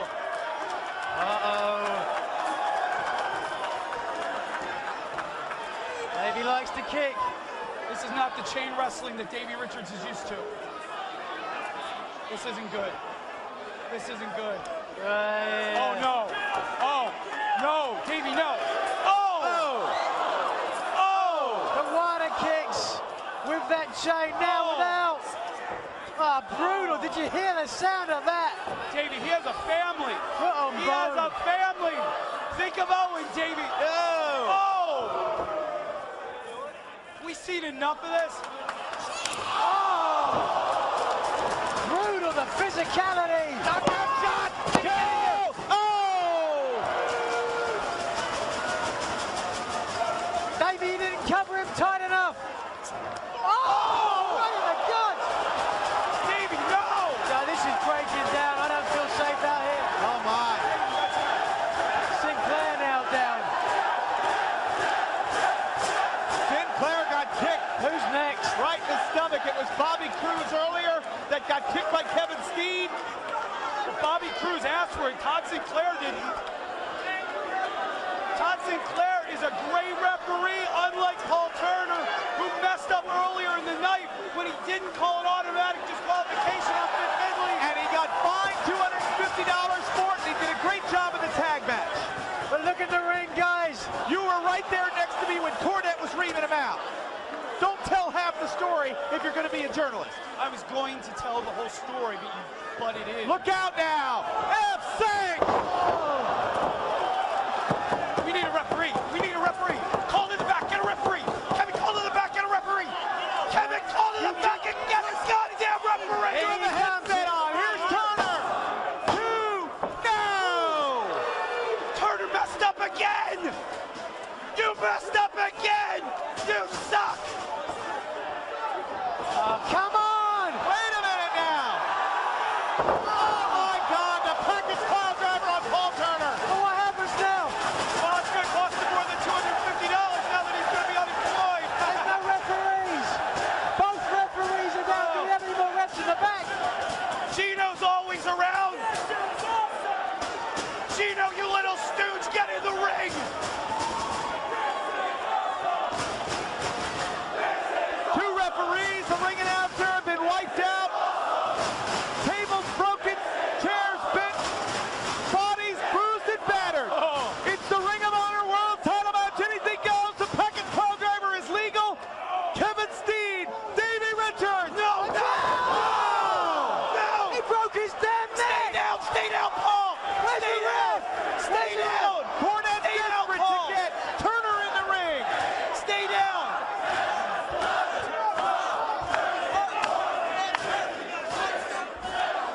Count to 100. There is no referee. Well, you can only blame yourself, Davey. You and your two stiff kicks. Kick Todd Sinclair too hard, and you brought this on yourself. Leave him alone. Leave Todd Sinclair alone. Watch out now. Jacobs is in the ring now. Oh. What's he trying to do? Trying to dig his eyes at him, his sockets. What is wrong with Jacobs? My monitor went out. I don't know what's happening. You're looking right at it, Steve. Where? Wait a minute. What's he got, Steve? Oh, he's got a spike. Oh, you can see that. Cornette's in the ring.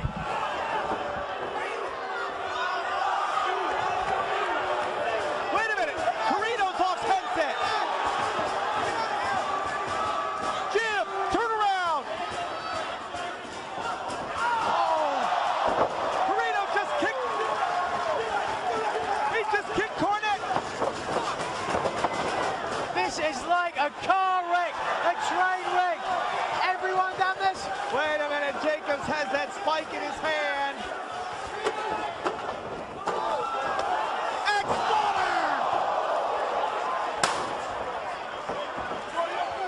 Look at that. Wait a minute, what? He's got the spike. He handed the spike over. Or rather, Steen got the spike from him.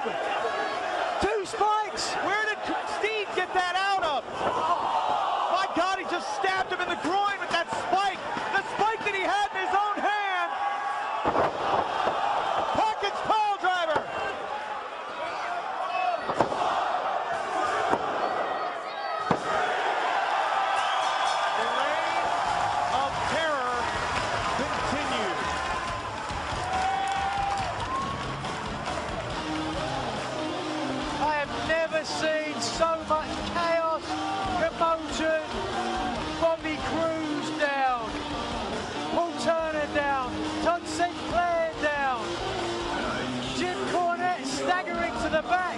And now Corino's got a microphone. What do you want, Steve Corino?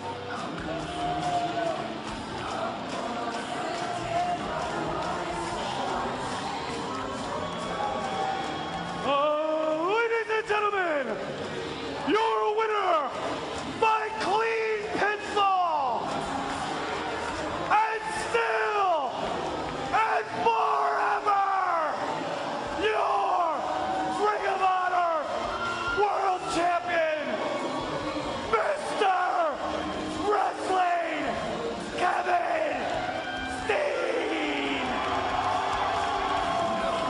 The inmates truly have taken over the asylum. This is crazy. Cut the music.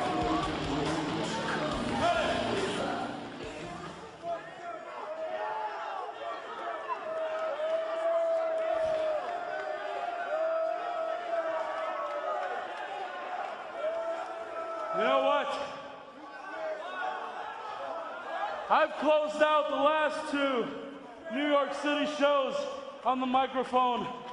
Let's make tonight a hat trick. And tonight is particularly special for me because I've been waiting a long time to be standing in this ring, in this building, in front of you people as Ring of Honor World Champion.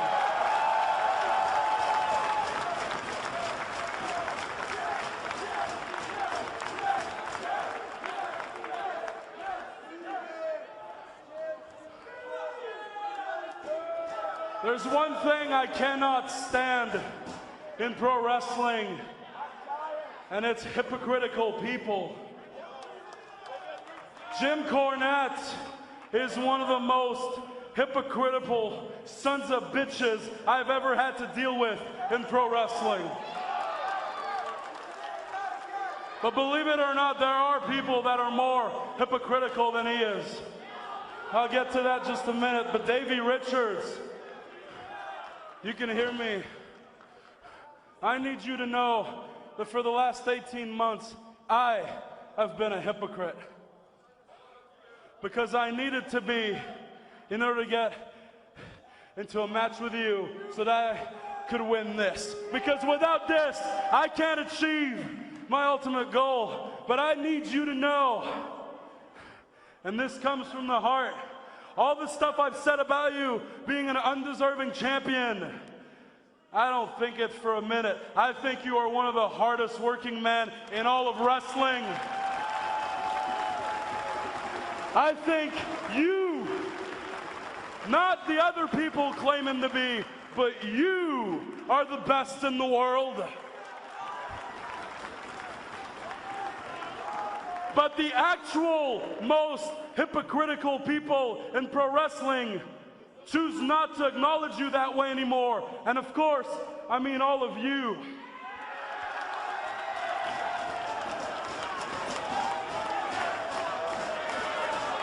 You are the most hypocritical pieces of shit in pro wrestling.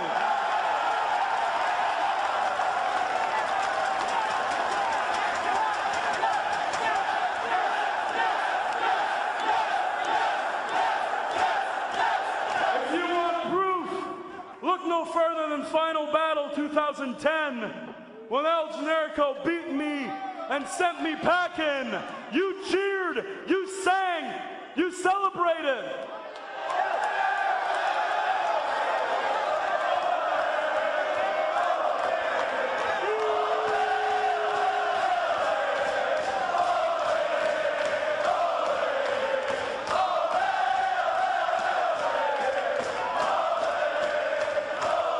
And then 6 months later, I showed up on that balcony, and you couldn't love me more then. I was a goddamn god in this building.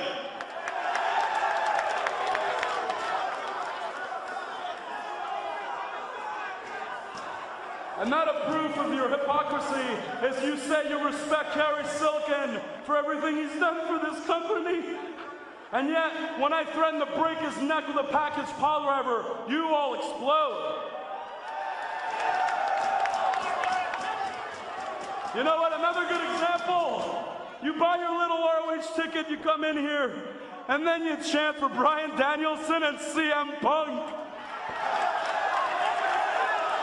Yes, yes, yes. Do you think those two even remember this company? No, no, no, no. Well, you know what? There's a lot of irony in how you love chanting for those guys, considering how much you love turning on world champions. You did it to Nigel McGuinness. You remember? I know you've had a lot of concussions, but I know you remember. You did it to Tyler Black, and you did it to Davey Richards. But let me tell you this. Turn on me. Hell no. Because in order for us to turn on someone, I have to care about you, and I don't give a shit about any of you. I used you to get what I wanted. And now that I'm Ring of Honor World Champion, I vow to be the last Ring of Honor World Champion, because we are going to kill this company, and you have yourselves to blame.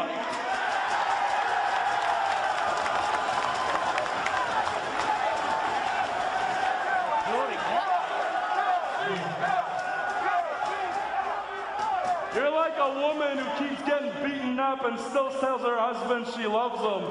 Well, don't worry, I'm gonna keep beating you up, because a year ago, almost to the day, I stood in this ring and said, fuck Ring of Honor. But what I really wanted to say is fuck New York City.